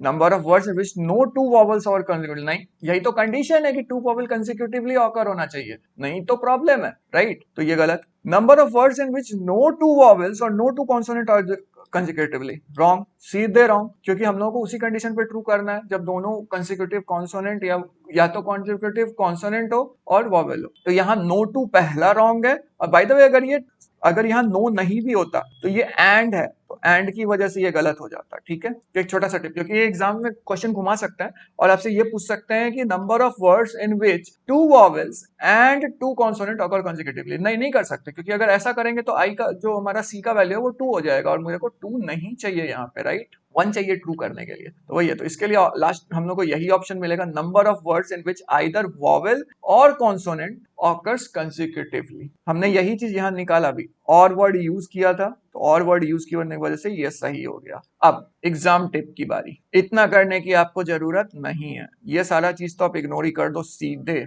बस ये देख लो कि यहाँ पे जो इफ कंडीशन है ये कब ट्रू हो रहा है। मैं जनरली यही करता हूँ, इफ कंडीशन कहाँ पे ट्रू हो रहा है वो देख रहा हूँ। अब मेरे को चेक समथिंग है तो मैं सीधे चेक समथिंग में भागूंगा। अब चेक समथिंग के अंदर जब मैं जाऊंगा तो मैं यहाँ देख रहा हूँ आई का कोई वैल्यू है, सी का कोई वैल्यू है, ए फॉल्स है और बी फॉल्स है। यहीं पे मेरे को, चूंकि मैं इतना क्वेश्चन बना चुका हूँ, तो मेरे को एक दिमाग में क्लिक कर जाएगा, हो ना हो ये क्वेश्चन कॉन्सोनेंट और वॉवेल से रिलेटेड होगा, तो मैं वही चीज देखने चला जाऊंगा। अब मैं देखने जाऊंगा कि लेटर काउंट क्या है, तो ये जो डिफॉल्ट है इसको मैं ध्यान नहीं दूंगा, इसको हटा दूंगा सीधे। If ith letter of y dot word is a vowel, ith letter of y dot word is a vowel, ये वॉवेल है, तो मेरे को यहाँ एक आइडिया मिल गया कि अच्छा ये मेरा वॉवेल है। ओके ग्रेट, मैं ये टाइप कर लूंगा, लिख के रख लूंगा कि ठीक है ये मेरा वॉवेल है, वॉवेल के लिए काम कर रहे हैं, ठीक है। If A and not be, ठीक है, तो अब मैं यहाँ पे यही कंडीशन अप्लाई करूंगा कि अगर मेरा ए फॉल्स है और बी फॉल्स है, तो यहाँ ए फॉल्स और यहाँ पे नॉट बी है, राइट, तो यहाँ पे मैं यहाँ पे मेरा ट्रू हो जाएगा, तो फॉल्स एंड ट्रू ट्रू हो जाएगा, तो सी इक्वल टू 1 नहीं होगा। और मैं रिटर्न सी ही कर रहा हूं, मैं देख रहा हूं, तो इसलिए मैं इसको नहीं देखूंगा। लेकिन अगेन देख रहा हूं कि ए ट्रू हो जा रहा है, बी फॉल्स हो रहा है, तो ये मेरे को मेरे इंट्यूशन से बोलता है कि अगर मेरा वॉवेल जो है वो कंसेक्यूटिव होगा तभी ये चीज ट्रू हो सकता है, ठीक है। ये थोड़ा सा प्रैक्टिस करने पे आता है, तो अगर आपने कुछ काफी क्वेश्चंस किए होंगे इस टाइप के तो आपको काफी हेल्प हो जाएगी और आप आसानी से कर सकते हैं। तो ये ट्रू हो जाएगा और बी फॉल्स हो जाएगा। लेकिन मैं अपनी हाइपोथेसिस को सही करने के लिए क्या कर सकता हूं, मैं अपने हाइपोथेसिस को सही करने के लिए ये मान सकता हूं कि अच्छा ठीक है ये ट्रू हो गया और बी फॉल्स हो गया। तो नेक्स्ट टाइम जब मैं जाऊंगा तो क्या होगा, नेक्स्ट टाइम क्या करोगे, एक मेरा ट्रू हो गया और नॉट फॉल्स क्या हो जाएगा, ट्रू हो जाएगा। तो ये ट्रू एंड ट्रू हो जाएगा, सी इक्वल टू 1। तो यानी कि वो जो वर्ड था वो वॉवेल था, पहला वाला जो वर्ड था वो वॉवेल था, वो नहीं आया, लेकिन इसके बाद वाला वर्ड वॉवेल आया। तो इसका मतलब हो ना हो इसके बाद वाला भी ट्रू रहेगा, वो चेंज नहीं होगा यहाँ पे, क्योंकि हम लोग एल्स पार्ट में नहीं जाएंगे, तो इसलिए कंसेक्यूटिव वॉवेल हम लोगों का हो जाएगा। और सेम चीज एल्स पार्ट के लिए भी है, तो लेकिन एल्स का मतलब अपने आप में और होता है, राइट। तो या तो ये, और दूसरा लॉजिक ये भी है कि c इक्वल टू 1 होगा और c इक्वल टू 1 होगा। तो अगर उस सेंस में देखिएगा तो यहाँ पे मेरा 2 नहीं होना चाहिए, तो इसलिए मैं सीधे इसको टिक कर दूंगा, मैं उतना टाइम नहीं लगाऊंगा। और इस तरीके से करने जाइएगा तो हार्डली आपको इसके लिए 3 मिनट लगेगा, और उस तरीके से करने जाइएगा जिस तरीके से पहले बताया था तो वो आपको 4 या 5 मिनट देता है, ठीक है, लग जाएगा सोचने में। तो ये थोड़ा सा इंट्यूशन और लॉजिक का बात है, लगाइएगा तो आसानी से बन जाएगा। मैंने बस अपने अप्रोच बताए हैं आपको, आप चाहें तो अप्लाई कीजिए, नहीं चलिए अब नेक्स्ट क्वेश्चन पे चलते हैं। तो हमारा नेक्स्ट क्वेश्चन जो है वो 187 नहीं होकर के 188 है। रीजन कि यहाँ पे हम लोगों का कुछ कॉन्सेप्ट है वीक 9 से लेकर के 12 के बीच का, वो हम लोग को पहले समझना होगा, जो कि मैं पार्ट 3 में डालूंगा, तो वहां पे इसको हम लोग देखेंगे, ठीक है। तो अभी के लिए हम लोग क्वेश्चन नंबर 188 पे चलते हैं। अगेन मैं बताना चाहूंगा कि ये क्वेश्चन मेरे से पूछा गया है पर्सनली कि ये कैसे होता है, तो मैं इसलिए स्पेसिफिक इस पे बताना चाहता हूँ कि ये क्वेश्चन देखने में कॉम्प्लेक्स जरूर है, लेकिन ये क्वेश्चन कॉम्प्लेक्स है नहीं, ये क्वेश्चन बहुत ईजी क्वेश्चन है, और ये सही में मतलब इंपॉर्टेंट भी क्वेश्चन है। ये एग्जैक्ट क्वेश्चन मेरे पास आया था, तो ध्यान रखिए कि ये क्वेश्चन कैसे बनता है, इसको हम लोग देखते हैं। तो consider a procedure given below where a and b are two rows in words data set. Again आप जो ऐसा देखें तो सीधा यहाँ पे लिख लीजिए कि ए और बी रोज हैं, पूरे के पूरे डेटा सेट नहीं है, ठीक है, 2 रोज हैं। Let procedure get something returns a dictionary with character of A dot word such key mapped to their frequency in A dot word, ठीक है। तो जैसे ही आप ये देखिए तो प्रोसीजर आपको क्या रिटर्न कर रहा है ये ध्यान रखना है। तो इसके लिए आप एक छोटा सा लॉजिक लगा लीजिए, और वो लॉजिक ये है कि आपको पता है कि अगर कैरेक्टर बोल रहा है तो इसका मतलब वो जो डिक्शनरी होगा, चूंकि की है तो डिक्शनरी होगा ऑटोमेटिकली। तो A is equal to let's say उसका फ्रीक्वेंसी है 3 और B equal to I mean colon इस हाँ उसका फ्रीक्वेंसी है लेट्स से 5 एंड सी का मेरा है 6। तो यहाँ पे एक छोटा सा ये डिक्शनरी बना लीजिए, ये आपको हेल्प करेगा ड्राई रन करने को। Dry run in the sense जो अभी हम लोग इतना टाइम करते आए ना पहले, वही चीज है। अब हम लोग प्रोसीजर पे चलते हैं। Procedure do something a b. अब इस गेट समथिंग का यूज हुआ इस प्रोसीजर में, हम लोग को ये पता करना है कि डू समथिंग करता क्या है, ठीक है। Count is equal to 0, dict A जो है मेरा वो गेट समथिंग ए रिटर्न कर रहा है, तो मान लेते हैं कि ये ए जो है हमको ये रिटर्न कर रहा है। Dict b get something b return कर रहा है। अब ध्यान रखिए ए और बी दो अलग अलग वर्ड्स हैं, राइट, दो अलग अलग वर्ड्स हैं और उसके कैरेक्टर्स हैं। तो मान लेते हैं कि मेरा जो डिक्ट बी है वो कुछ ऐसा है, यहाँ पे है ना, तो d is equal to 6 and e is equal to 5 and n is equal to let's say 10 for example, ठीक है। तो अब हम लोगों को ये देखना है कि ये कोड क्या कर, तो ये हम लोग मान लिए, ओके, 2 वर्ड्स हैं, मान लिए, great, nice. For each letter in keys dict of A, तो कीज डिक्ट ऑफ ए क्या रिटर्न करेगा, मेरे सारे कीज रिटर्न करेगा, राइट। आई डोंट नो इन्होंने इस तरीके से इसको क्यों बनाया है, बट आई गेस इनको परेशान करना होगा इसलिए बनाया, a b and c, right. याद रखिए यहाँ पे ये है, ठीक है। अब अगर आप यहाँ देखिए तो यहाँ पे जो मेरा की यूज मैंने किया है, यहाँ पे इस क्वेश्चन में जो की यूज किया गया है, जो की मेरा यहाँ यूज हुआ है वो लेटर है। लेटर क्या है, एक आइट्रेटर है, ध्यान रखिए यहाँ लूप यूज हो रहा है, आइट्रेटर एबीसी मेरे को रिटर्न किया। अब if dict a of letter is equal to dict b of letter, आप समझ रहे हैं कि यहाँ क्या हो रहा है, ये कोड कुछ नहीं है, ये कोड बस कंपैरिजन कर रहा है कि वेदर ये की और ये की सेम है कि नहीं। मतलब क्या हो क्या रहा है, की क्या है, कैरेक्टर्स है, राइट। तो अगर मेरे पास कैरेक्टर्स है यहाँ पे, ठीक है, इस केस में ये गलत हो जाएगा, लेकिन अगर इसको थोड़ा सा मॉडिफाई मैं कर दूं, इसको मैं सी कर दूं, तो आप देख सकते हैं कि ये जो मेरा सी है ये इस पर्टिकुलर डिक्ट ए में भी प्रेजेंट है और डिक्ट बी में भी प्रेजेंट है। तो मेरा जो लेटर है ये चीज ट्रू हो जाएगा, राइट। जैसे ही ये मेरा ट्रू होगा मैं काउंट को इंक्रीमेंट कर रहा हूं, मतलब काउंट को ऐड कर दे रहा हूं, काउंट प्लस 1, मतलब यहाँ ऐड हो रहा है फॉर 1 2 3, और फिर मैं उसको काउंट को रिटर्न कर रहा हूं। अब मेरा जो क्वेश्चन है उस पर मैं चल सकता हूं, आप चाहे तो इसको इग्नोर भी कर सकते हैं पहले और इस क्वेश्चन पे जा सकते हैं, बट अगर इसको पहले समझिएगा तो बेटर है, ठीक है। Let x is equal to x dot word is equal to developer and y dot word is equal to designer. What will do something x y return. थोड़ा सा ट्रिकी है यहाँ पे। रीजन ये है कि लोग इसका आंसर, अरे यहाँ पे सेम है, इसका मतलब क्या है, मेरे को यहाँ पे जो आउटपुट मिला था वो सेम कैरेक्टर्स, राइट। तो सीधे लोग बोल देंगे अरे यहाँ पे सेम है, इसका मतलब मेरा पहला वर्ड डी हो जाएगा और दूसरा वर्ड मेरा ई हो जाएगा और फिर तीसरी बार भी मेरा ई हो जाएगा और उस तरीके से मेरा हो जाएगा 3। एंड दैट्स वेयर आपको ये लोग पकड़ लेते हैं। आप यहाँ पे एक कॉन्सेप्ट भूल रहे हैं, आपका लेटर इज अ की। हियर लेटर इज अ की, और की यूनिक होते हैं, की अलग नहीं होते हैं। ये एक बहुत बड़ी गलती है। ये देखिए, अगर ई है तो यहाँ सिर्फ एक बार ई है। दो डिक्शनरी के बीच अलग अलग लेटर्स हो सकते हैं बट की यूनिक होते हैं। आप ऐसा नहीं कर सकते। और अगर आप यूनिक होते हैं तो अब इसमें जो एक बार ई आ गया तो एक ही बार ई काउंट होगा ना यहाँ पे, ना कि 2 बार। तो इसलिए जब ये ई आ जाएगा और यहाँ पे इज की जैसे ही आप देखिएगा लेटर प्रेजेंट है ऑलरेडी, तो ये फॉल्स हो जाएगा, तो ये जाएगा ही नहीं, सीधे काउंट रिटर्न कर देगा। तो ये बहुत बड़ा गलती होता है लोग जो कर देते हैं, और इसीलिए इसका आंसर गलत हो जाता है। और इसका सही आंसर एक्चुअली 2 होगा, क्योंकि आपको 2 वैल्यू यहाँ पे मिलेंगे और वो 2 वैल्यू होंगे डी, क्योंकि डी एक ही बार है दोनों में, और ई डिस्पाइट बहुत बार आ रहा है, लेकिन आपका जो ये है क्या कहते हैं ई, ये चूंकि की है इसलिए एक ही बार लेंगे, तो काउंट 2 बार इंक्रीमेंट हो रहा है, राइट। 1 बार यहाँ पे डी पे और दूसरा बार काउंट इंक्रीमेंट हो रहा है ई पे। तो अगर ऐसा हो रहा है तो इसका आंसर होगा 2, और आप देख सकते हैं इसका पॉसिबल आंसर भी 2 ही है। एक बहुत बड़ा गलती होता है जो लोग करते हैं। आई होप जिन्होंने ये क्वेश्चन पूछा था उनको ये इसका आंसर मिल गया हो। चलिए मैं इसके लिए आपको एक छोटा सा एग्जाम टिप भी देता हूँ कि अगर मैं होऊंगा तो मैं अगर इस क्वेश्चन को करूंगा तो किस तरीके से करूंगा, और आप इसको अप्लाई करेंगे तो कितना फास्ट हो सकता है, ठीक है। ये देखिए यहाँ पे मैं देख लूंगा, अच्छा ए और बी मेरा 2 रो है, ओके गुड। गेट समथिंग क्या है, डिक्शनरी रिटर्न कर रहा है जिसमें ए डॉट वर्ड और फ्रीक्वेंसी उसका ए डॉट वर्ड का दिया हुआ है और कैरेक्टर मेन है। तो जैसे ही मैं कैरेक्टर देखूंगा तो चूंकि क्वेश्चन बनाया है तो थोड़ा इंट्यूशन से मेरे को पता चल जाएगा, अच्छा कैरेक्टर है मतलब वो डिक्शनरी ए इज टू कुछ होगा, बी इज टू कुछ होगा, ओके ग्रेट। मैं ये देखूंगा काउंट इज इक्वल टू 0 है, गेट समथिंग क्या है, ये बेसिकली कोई डिक्शनरी बनाएगा तो मैं सबको इग्नोर कर दूंगा, मान लूंगा कि हाँ डिक्शनरी मेरे को है अवेलेबल, कोई दिक्कत नहीं। Letter in keys of dict of a, again यहाँ डिक्ट ऑफ ए में लेटर ऑफ कीज है, यानी कि मैं ये मान लूंगा कि अच्छा की अगर अवेलेबल है तो ये मेरे को लिस्ट रिटर्न करेगा, और ये ए का लिस्ट रिटर्न करेगा ना कि बी का लिस्ट रिटर्न करेगा। If is key dict b of letter, right. तो यहाँ जैसे ही इज की देखूंगा मेरा दिमाग तुरंत क्लिक कर देगा, अरे इज की है, इसका मतलब इसको किसी भी हालत में ट्रू होना है, मतलब जो भी लेटर है वो प्रेजेंट नहीं होना चाहिए उसमें, ठीक है। और अगर ऐसा होगा तो मैं यहाँ पे सबसे बड़ा लाइन चेक करूंगा, जो मेरा सबसे बड़ा हिंट है वो ये है कि इक्वल टू है। तो इसका मतलब जैसे ही मैं इक्वल टू देखूंगा, अच्छा सेम होना चाहिए, सेम होना चाहिए, मतलब मैं सीधे क्या करूंगा,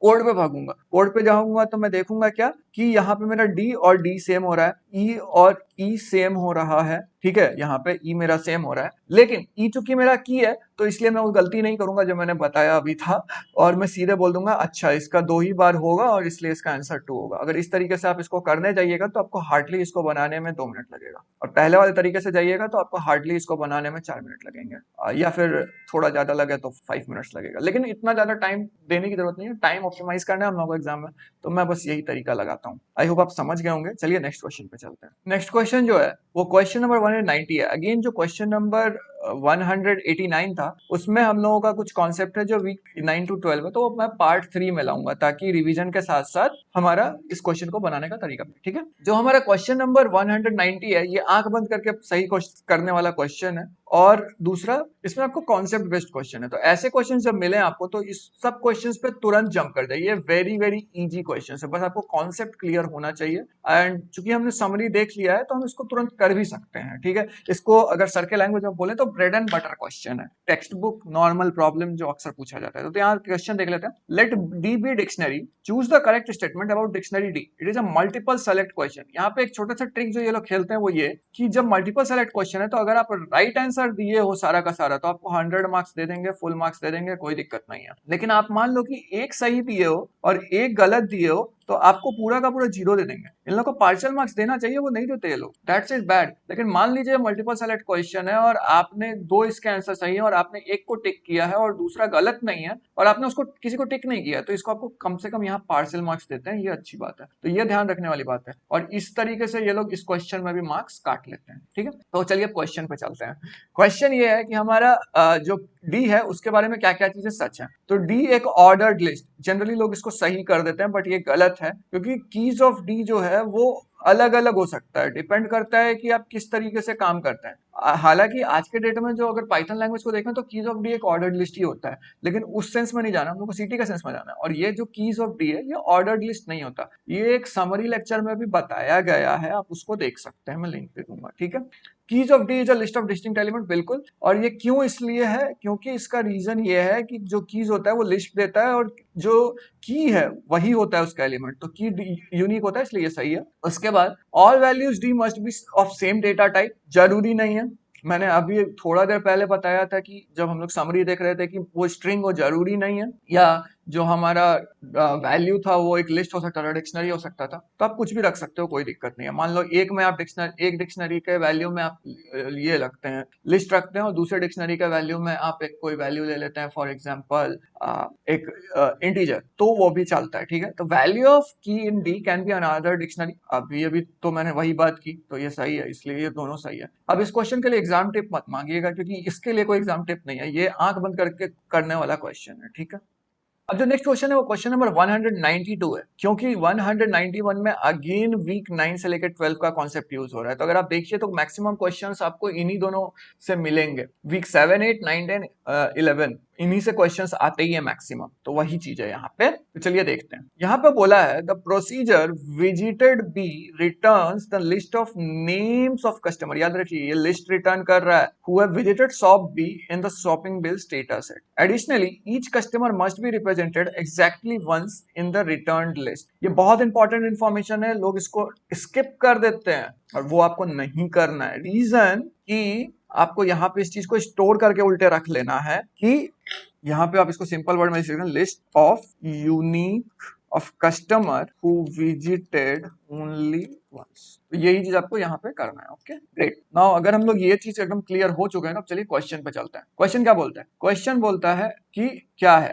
अच्छा, the following pseudocode may have mistakes, identify all such mistakes, assume that all statement not listed option below are free of errors, it is a multiple select question। तो जनरली बाय डिफॉल्ट अगर मैं रहता हूं तो मैं direct option पे जाता हूं, पर अगर मुझे आपको समझाना है तो मुझे थोड़ा सा तो कॉम्प्लेक्स करना पड़ेगा इस चीज को, आई मीन मेरे लिए, आपके लिए नहीं, आपके लिए तो ईजी है।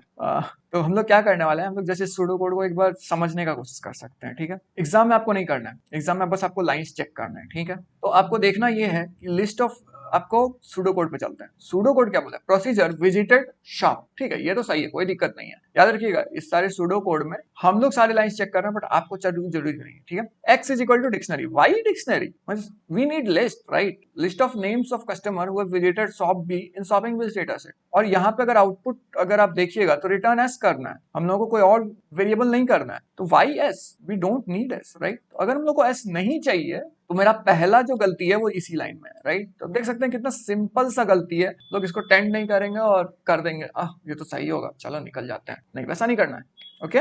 नेक्स्ट चलते हैं, read while read pile 1 has more cards, read the top card x from pile 1, okay, default हटा दो। If x dot shop name is equal to shop, तो हम लोग चूंकि x के अंदर आइटरेट कर रहे हैं, ये अज्यूम करके कि वो जो हमारा है वो एक लिस्ट है, तो यहाँ पे आप ये अज्यूम नहीं करेंगे कि ये डिक्शनरी है, आप ये एज्यूम कर रहे हैं कि यहाँ पे आपका क्या है, डिक्शनरी, ओके। तो यहाँ आप डिक्शनरी एज्यूम कर लिए, तो यहाँ पे top card form if x dot shop name is equal to shop, मतलब शॉप प्रेजेंट है उस शॉप, जो शॉप नेम है वो शॉप क्या है, एक मिनट, यहाँ पे कुछ लिखा हुआ था, शॉपिंग बिल्स डेटा सेट को शॉप बोल रहे हैं ना, तो शॉपिंग बिल्स डेटा सेट में ये शॉप प्रेजेंट है, ठीक है। लिस्ट के तो लिस्ट का जो ये शॉप नेम है वो शॉप के बराबर है, तब हम लोग क्या चेक करेंगे, if not check member x comma x dot customer name, मतलब कस्टमर जो है वो इस पर्टिकुलर इसका मेंबर नहीं। अब देखिए यहाँ पे जनरली लोग नीचे वाले लाइन में चल जाएंगे, मैं सजेस्ट करूंगा नहीं मत जाइए, सीधे यहाँ चलिए, चेक मेंबर क्या है वो देखते हैं। चेक मेंबर बोलता है प्रोसीजर एल कॉमा नेम, तो प्रेजेंट क्या है, true, for each x in l x is equal to name, x जो है वो नेम के बराबर, present is equal to true. अब एक सोचने वाली बात है, अगर ये ऑलरेडी ट्रू यहाँ पे मैं कर रहा हूँ और मैं लूप पे एग्जिट कर रहा हूँ, ओके ठीक है, मैं यहाँ प्रेजेंट ट्रू कर रहा हूँ, तो भाई मेरे को इस लाइन की जरूरत क्या है अगर मेरा ऊपर वाला प्रेजेंट ट्रू है, क्योंकि अगर वो प्रेजेंट ट्रू है तो मेरे को रिटर्न हर बार तो ट्रू होगा, मेरे को हर बार ट्रू नहीं करवाना है। मेरे को क्या करवाना है, जब वो एक बार ही चेक करे, तो एक बार चेक करने के लिए हमको क्या चाहिए, एक बार हमको चेक करने के लिए कोई एक वैल्यू कभी ना कभी फॉल्स चाहिए। तो ये वाला लाइन गलत है, यहाँ पे तो सही है। अगर नेम प्रेजेंट, अगर एक्स जो है वो नेम के बराबर है तो प्रेजेंट ट्रू है, तो ये तो सही है। ये वाला लाइन गलत, ठीक है, तो ये वाला लाइन हमारा गलत हो गया। अब मैंने यहाँ से निकाल लिया प्रेजेंट, अब यहाँ पे एज्यूम करना है कि ये ट्रू मिल चुका है, ये गलती नहीं करना है कि ये फॉल्स है, इसको ट्रू मान लेना है। सॉरी, ये हम लोगों को मान लेना है कि यहाँ पे फॉल्स है। क्यों, उसका रीजन मैं बता दे रहा हूँ। क्योंकि अगर यहाँ नॉट ऑफ ट्रू करिएगा तो फॉल्स हो जाएगा, तो ये इसके अंदर जाएगा नहीं, तो हम लोग को इसको अंदर लेके जाना है। तो इसके अंदर अगर हमको लेके जाना है तो हम लोग को क्या करना होगा, हम लोगों को क्या कहते हैं, इसको फॉल्स करवाना होगा, राइट। इस वाले पार्ट को फॉल्स करवाना, मतलब कस्टमर जो है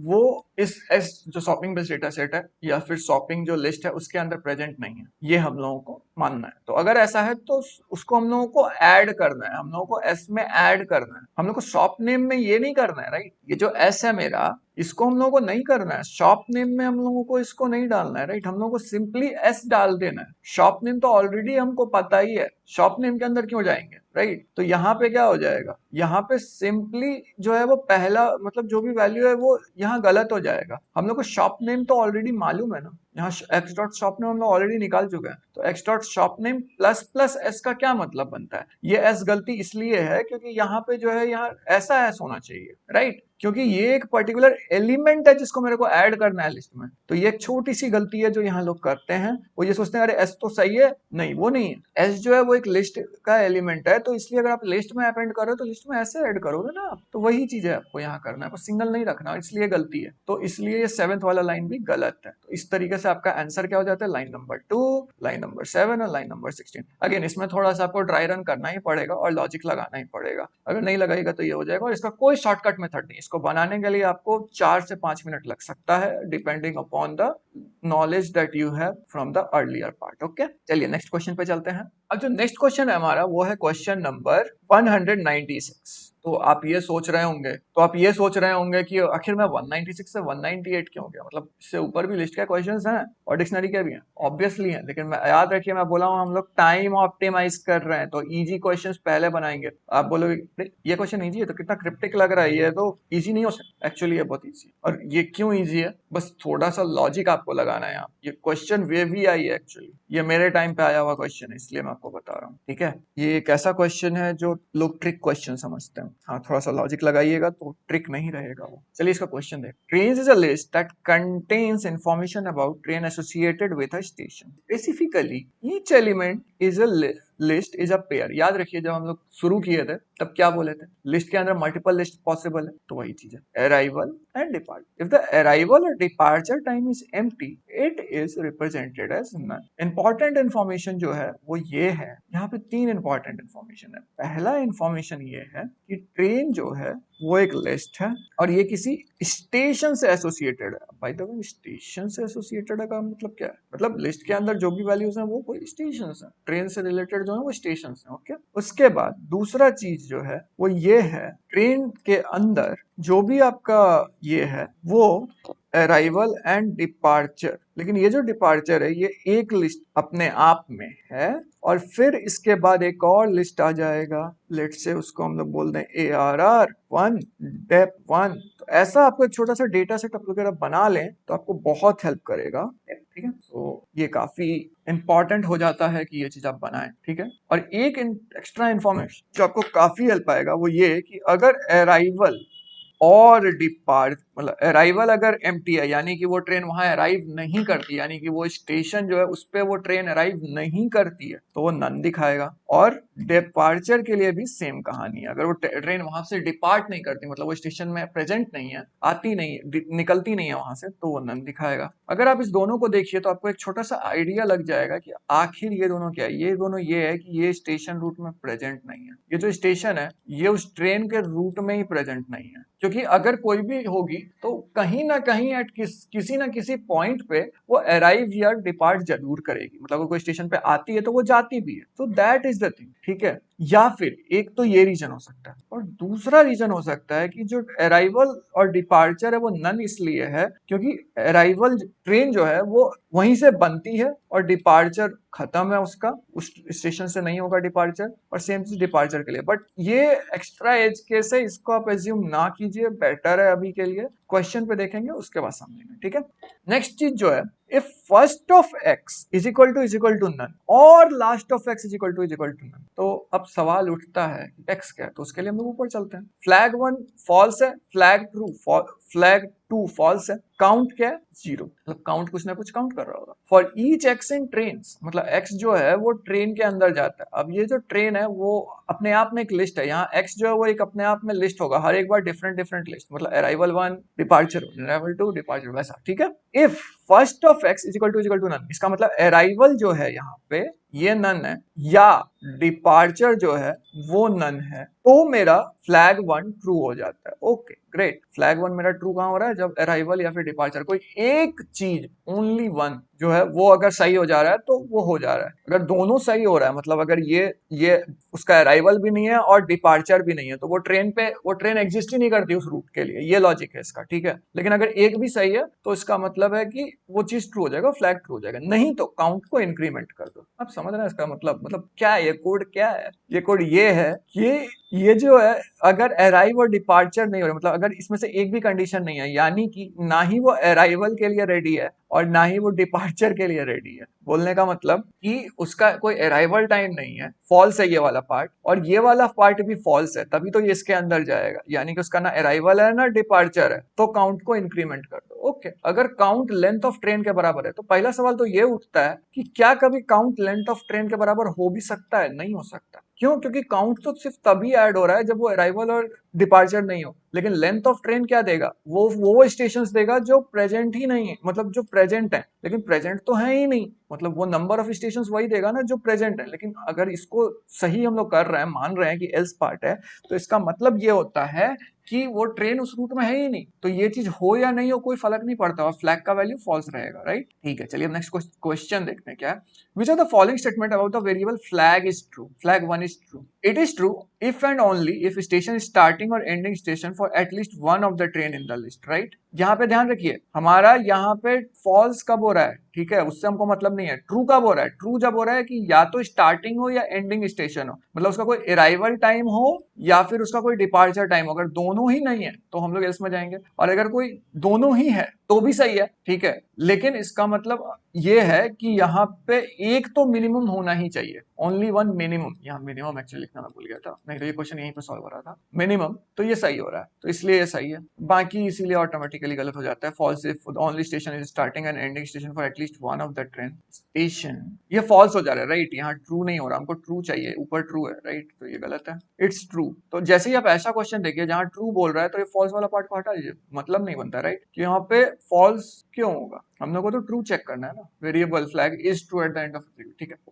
हाँ ठीक है, it is true if and only station is starting station for one train ending at some other train in the list. कहीं भी हम लोग ट्रेन कंपैरिजन कर रहे हैं, मुझे नहीं लग रहा, मतलब कहाँ हम लोग ट्रेन कंपैरिजन कर रहे हैं, इसलिए ये ऑप्शन गलत हो जाएगा automatically. It is false, same चीज है, इसलिए ये गलत हो जाएगा। अगर आपको यहाँ पे दो ट्रेन होता, मतलब जो ये एक है और इसके बीच हम लोग कोई कंपैरिजन कर रहे होते, तो मैं मान लेता हाँ सही है, कोई दिक्कत नहीं है। बट आप देख सकते हैं यहाँ सिर्फ एक ही लूप है, अगर मल्टीपल लूप रहता तो हम लोग डबल ट्रेन के साथ कर रहे होते, मैं मान सकता हूँ, ठीक है। Next, what does variable count represent the end of execution of the given pseudocode. आप देख सकते हैं कि ये question actually part wise question है, तो काउंट कब मेरा इंक्रीमेंट हो रहा है, जब ना ही वो स्टार्टिंग है ना वो एंडिंग है, राइट। तो यहाँ पे it is for the number of station which is neither starting और एंडिंग स्टेशन, राइट। यानी कि एक तरीके से वो रूट में प्रेजेंट नहीं। It is number of train, नहीं, गलत। It number of train for which station is starting station, नहीं, अगर ऐसा है तो ट्रू हो जाएगा, तो काउंट तो पे जाएगा ही नहीं, इस पार्ट पे जाएगा ही नहीं, तो काउंट का भी इंक्रीमेंट होगा ही नहीं।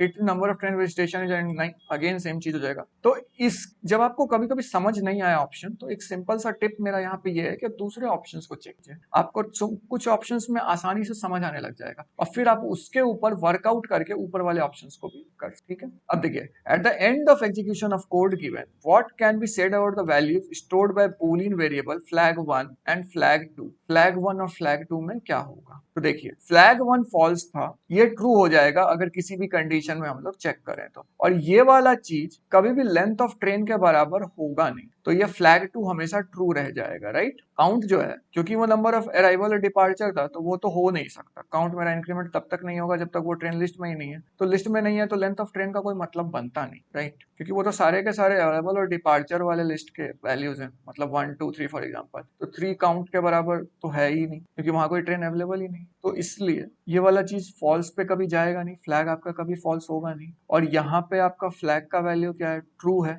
अगर ये चीज ट्रू हो रहा है, इसका मतलब अराइवल और डिपार्चर हो रहा है, लेकिन अगर एल्स पार्ट है तो काउंट इक्वल टू 1 हो जा रहा है, तो फ्लैग 1 तो ट्रू का ट्रू ही रहेगा, कभी चेंज नहीं होगा। वो एक बार हो गया तो चेंज नहीं होगा, फ्लैग ट्रू हमेशा ट्रू ही रहेगा, तो इसलिए चेंज नहीं होगा। सिंपल भाषा बोले तो फ्लैग 1 हमेशा फॉल्स ही रह जाएगा और फ्लैग 2 हमेशा ट्रू ही रह जाएगा, क्योंकि स्टार्टिंग इंडेक्शन या एंडिंग स्टेशन। तो ये थोड़ा सा कंफ्यूजिंग क्वेश्चन है actually. Flag 1 and flag 2 always stores the same value. अब ये सेम वैल्यू का मतलब क्या है? सेम वैल्यू का मतलब यहाँ पे ये नहीं है कि दोनों सेम वैल्यू ले रहा है, इसका मतलब ये है कि गिवन ऑन एनी कंडीशन, जैसे यहाँ एक लेंथ ऑफ ट्रेन है, तो इस कंडीशन के सेंस में क्या फ्लैग का जो वैल्यू हम लोग डिफाइन कर रहे हैं ऊपर में, क्या वो चेंज हो रहा है? तो यहाँ पे अगर एक बार ट्रू हो गया तो ये ट्रू ही रहेगा, ये चेंज नहीं होगा उस पर्टिकुलर सेक्शन के लिए, उस पर्टिकुलर ट्रेन के लिए, राइट? लेकिन यहाँ पे काउंट कभी ये होगा नहीं, तो इसलिए ये जो है फ्लैग है ये ट्रू ही रह जाएगा, ये चेंज होगा नहीं, और इसलिए ये ट्रू का ट्रू रहेगा। और ये अगर यहाँ पे वो केस नहीं बनता है, पर्टिकुलर स्टेशन के लिए अराइवल और डिपार्चर नहीं है, तो ये फॉल्स ही रहेगा, दैट्स इट। बट ये थोड़ा कंफ्यूजिंग क्वेश्चन है, तो अगर आप इसको नहीं समझ पाए तो मुझे बताइएगा, मैं इसका डेडिकेटेड वीडियो बना दूंगा कि किस तरीके से इसको किया जा सकता है, काफी कंफ्यूजिंग है। फ्लैग 1 फ्लैग 2 ऑलवेज नहीं, flag 1 always stores value true, जरूरी नहीं है। फ्लैग 1 क्या कर सकता है? फ्लैग 1 जो है हमारा वो ट्रू ही स्टोर करे, जरूरी तो नहीं है। हो सकता है ना कि जब हम लोग इस वाले कंडीशन में आए और यहाँ पे वो स्टार्टिंग एंडिंग से काउंट इंक्रीमेंट हो रहा है, लेकिन फ्लैग के साथ कुछ नहीं हो रहा, इसलिए ये वाला ऑप्शन नहीं हो सकता। Flag 2 always stores value true नहीं हो सकता। अब एक एग्जाम टिप यहाँ पे, हाँ एग्जाम टिप की जरूरत है, क्योंकि ये क्वेश्चन थोड़ा कॉम्प्लिकेटेड है। मैं इसको सिंपल तरीके से कैसे किया था वो बता देता हूँ। इस क्वेश्चन को करने का सबसे आसान तरीका ये है कि आप ऑप्शन को क्रॉस आउट कर दो। आप ये देख सकते हैं, मैंने जैसे यहाँ भी बताया कि मैं जब जाऊंगा तो मैं अगर देखूंगा तो मैं यहाँ देखूंगा कि ये काउंट कभी लेंथ ऑफ ट्रेन के बराबर होगा नहीं, तो मेरा फ्लैग ट्रू जो है वो कभी फॉल्स होगा नहीं, ठीक है, ओके ग्रेट। और फ्लैग 1 जो है तो फ्लैग ट्रू कभी ये होगा नहीं, तो मतलब फ्लैग ट्रू तो अपना सेम वैल्यू स्टोर कर रहे हैं, कोई दिक्कत नहीं, तो फ्लैग ट्रू कभी ट्रू हो नहीं सकता, गलत। फ्लैग 1 के लिए मैं जाके चेक करूंगा, तो फ्लैग 1 के जगह अगर मैं जाके चेक करूं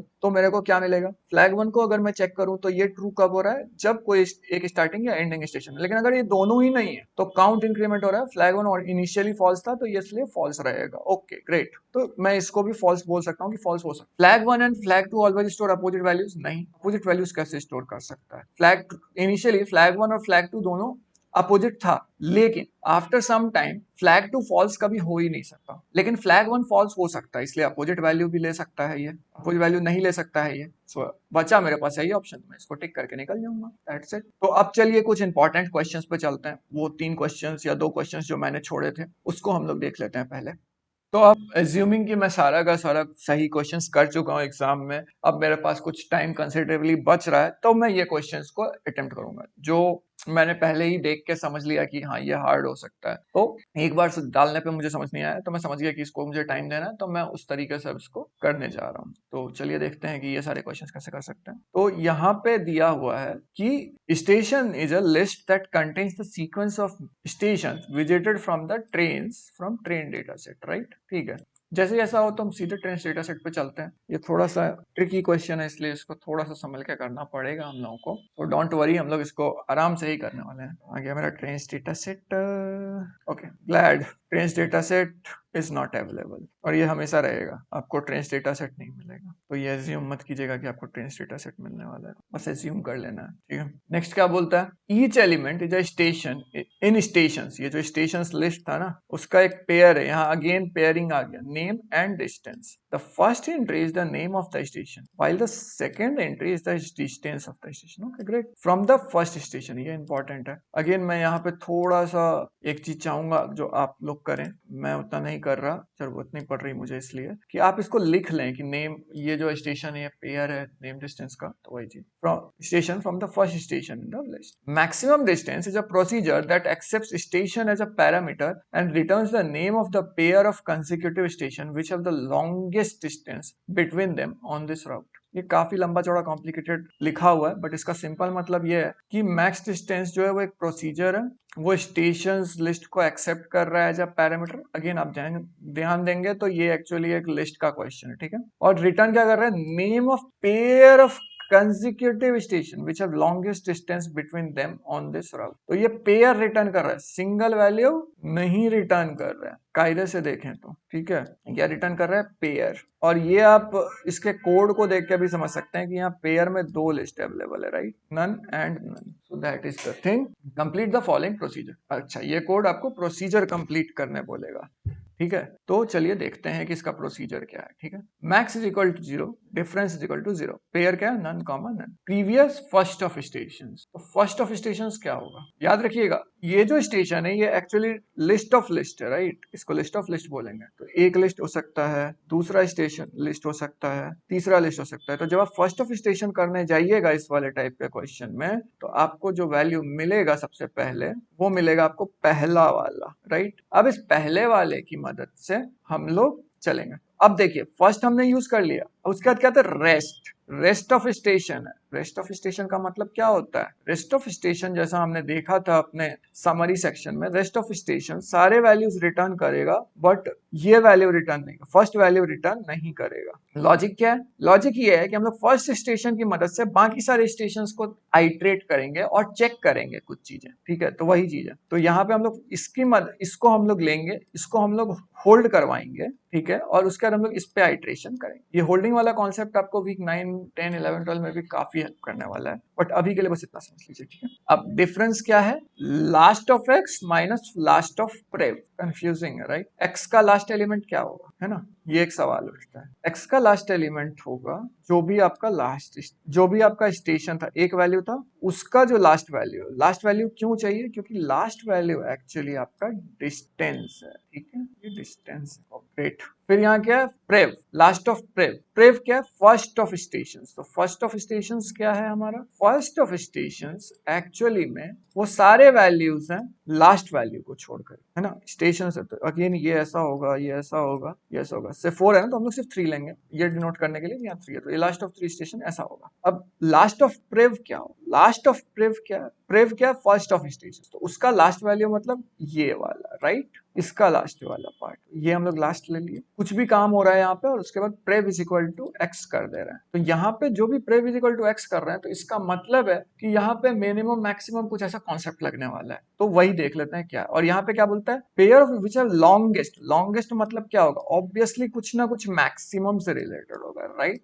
हम लोग को कुछ मैक्स चेक करना होगा और इसके कोड को मुझे देखने से लग रहा है कि कुछ भी मैक्स है उसको हम लोग ग्रेटर देन कुछ डिस्टेंस या कुछ ऐसा होगा, उससे हम लोग को करना है. अगेन आप यहाँ पे कोड अपने मन से अज्यूम मत कीजिएगा, बस एक छोटा सा इंट्यूशन ले लीजिए, ठीक है. अब चलिए ऑप्शंस पे चलते हैं. सबसे पहला ऑप्शन ही हम लोगों का सही है यहाँ पे, बट इसको कैसे चेक करेंगे, if difference is greater then maximum. बोला ना मैक्सिमम का कोई कॉन्सेप्ट है, तो मैक्सिमम में कैसे पता किया, मैक्सिमम यहाँ से पता किया, राइट. और डिफरेंस भी दिया हुआ है, तो हम लोग बेसिकली ये चेक कर रहे हैं कि क्या ये जो डिफरेंस है ये मैक्सिमम है. अगर मैक्सिमम है तो मैं ये पेयर रिटर्न करूंगा, उसमें कुछ चेंजेस करूंगा पेयर के साथ और उसको मैं रिटर्न करूंगा. तो वही चीज है, मैक्स इज इक्वल टू डिफ. अब देखिए तो ये कोड क्या है, ये मैक्सिमम का कोड है, मैक्सिमम को का पैटर्न है, वही है. Pair is equal to first of prev and first of X. खेला यहाँ पे ये नहीं, खेला है ये. खेला ये क्यों है, क्योंकि अगर आप इस चीज को गलत तरीके से हैंडल कीजिएगा तो आपका ये वाला कोड की जगह आप ये वाला कोड लिख के आ जाइएगा और ये आपसे बड़ी गलती हो जाएगी इस क्वेश्चन. तो हम लोगों को याद रखिए, हम लोगों को चाहिए क्या, हम लोगों को चाहिए पेयर ऑफ कंसेक्यूटिव स्टेशन. अब स्टेशन जो होता है वो नेम होता है, राइट, और नेम ही हम लोगों का पहला वैल्यू भी है. तो इसीलिए हम लोग यहाँ पे अगर आप देखिए तो first of prev and first of X check कर रहे हैं. अगेन इसको करने का आसान तरीका भी है, लेकिन पता नहीं इन्होंने इसको क्यों कॉम्प्लेक्स किया है. तो ये जो फर्स्ट ऑफ प्रेव है ये बेसिकली यहाँ से मिलता है हम लोगों को लास्ट ऑफ प्रेव हम लोग यूज कर रहे हैं, तो ऑब्वियसली हम लोग प्रेव जो है वो प्रेव का वैल्यू x कर दे रहे हैं, तो इसका मतलब जो भी हम लोगों को चाहिए उसका फर्स्ट वैल्यू हम लोगों को क्या मिलेगा, नेम मिलेगा। तो हम लोगों को नेम पहला मिल गया। और दूसरा के लिए फर्स्ट ऑफ x है, तो x मेरा क्या था, x मेरा पहला लिस्ट था, पहला लिस्ट का वैल्यू मुझे चेक करना है, तो फिर से अगेन मुझे नेम मिल गया, तो इसलिए मेरा ये कोड सही हो गया। First of prev first of x, लेकिन यहाँ greater than equal to max, लेकिन हम लोगों को स्ट्रिक्टली ग्रेटर चाहिए, तो इसलिए गलत हो जाएगा। Greater than, if difference is greater than max, max is equal to difference, and pair is equal to last of prev and last of x। Again हम लोगों को डिस्टेंस नहीं चाहिए, हम लोगों को सिर्फ ये चाहिए, क्या कहते हैं, नेम चाहिए, तो ये गलत है। Difference greater than equal to max, again same चीज है, लेकिन यहाँ पे ग्रेटर देन इक्वल टू, तो आप गलत कर दीजिएगा, ये गारंटी है। अगर आप इसके साथ जा रहे हैं तो आपका लॉजिक ये होना चाहिए कि आपको नेम चाहिए। अगर मुझे इसको बनाना होगा तो मैं सिंपल इसको एक ही बार में बना दूंगा, और मुझे इसको बनाना है तो मैं इस तरीके का टेक्निक यूज करूंगा। मैं देख लूंगा कि यहाँ मेरा जो भी लिखा हुआ है वो सारा तो ओके, कोई दिक्कत नहीं, मैं उतना फिर से नहीं पढ़ने वाला। यहाँ पे मैं देखूंगा पेयर मैंने मैक्सिमम और डिफरेंस, इसका मतलब मुझे कुछ ना कुछ मैक्सिमम निकालना है, ठीक है। फर्स्ट ऑफ स्टेशन क्या होगा, ओके, दिमाग में ही ले लिया। रेस्ट ऑफ स्टेशन क्या होगा, ऑब्वियसली जो है वो लास्ट वाला एलिमेंट के साथ होगा। तो मेरा एक जो इंट्यूशन है क्वेश्चन बनाने से, उससे मुझे एक आइडिया मिल जाएगा, अच्छा मुझे कुछ ना कुछ हो ना हो, अगर इस क्वेश्चन में करना है और इसका डिफरेंस निकालना है, तो ऑब्वियसली मेरे को डिफरेंस के साथ ही इसको चेक करना है, क्योंकि यहाँ पे देखिए pair of consecutive have a longest distance between them, between them है मतलब इसका डिफरेंस या कुछ ऐसा निकालना होगा, तो वही चीज मैं लगा लूंगा और उसके बाद मैं ग्रेटर देन कर दूंगा। जब मैं यहाँ जाऊंगा तो मैं देखूंगा मेरे को नेम चाहिए, तो इसलिए first of prev and first of X वाला जो है वो कंडीशन में ले लूंगा और इसको मैं सही कर दूंगा। इस तरीके से अगर आप इसको बनाइएगा तो इसको हार्डली बनाने में आपको 2 मिनट लगेगा, और अगर आप पहले वाले तरीके से बनाइएगा तो इसको हार्डली बनाने में आपको 4 मिनट लगेगा, 4 से 5। इसके साथ ये क्वेश्चन बन गया। अब इसी का एक दूसरा पार्ट है, पेयर में भी multiple pairs having the same maximum distance, if we wish to know the pair of station closest to the last station in the list, which of the following is the correct code fragment. ये जो code है ये ज्यादा tricky है ऊपर वाले से, तो आपको इसके लिए फिर से ये लोग जानबूझ के किए हैं, यहाँ कोड नहीं दे करके यहीं से आपको लेना है। तो आप देख सकते हैं डिफरेंस क्या है, last of X and last of prev है, तो इसके नीचे जो भी है वो करना है, ये नहीं मानना है कि ऊपर वाला चीज है वो गलत है, गलत नहीं है, सेम है, ठीक है। तो यहाँ पे हम लोग क्या देखेंगे, greater than equal to max, max equal to difference first of prev first of X, again same logic, ऊपर वाला लॉजिक जो है वही है। हम लोग को यहाँ क्या चाहिए, pair of stations. Pair of stations मतलब क्या हुआ, पेयर ऑफ स्टेशंस मतलब होता है आपका नेम। अब अगर मैं बोल रहा हूं कि pair station closest to the last station in the list, तो last station in the list अगर आप देखिएगा कोड में, तो लास्ट ऑफ एक्स यहाँ है, राइट, एंड इसका दूसरा वाला रेस्ट ऑफ स्टेशन है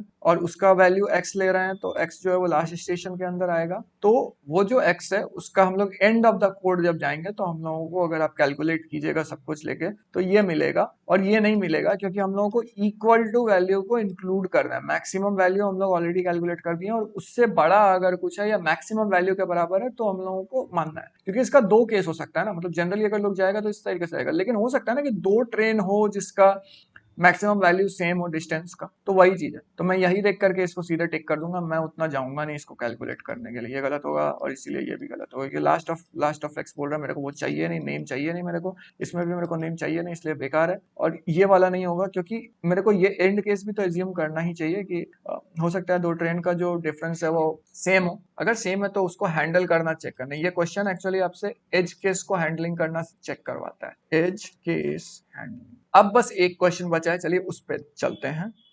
तो दोस्तों आप सभी का वापस से अगर देखें तो नेक्स्ट क्वेश्चन जो है, जो मतलब काफी इंपॉर्टेंट क्वेश्चन है, और ये क्वेश्चन जो है ये भी एक तरीके से वीवीआई है, मतलब ये मेरे को आया नहीं है, बट ये क्वेश्चन का मार्क्स देख के मुझे समझ में आता है कि इस क्वेश्चन का मार्क्स 6 है, तो ये वीवीआई क्वेश्चन होगा, ठीक है।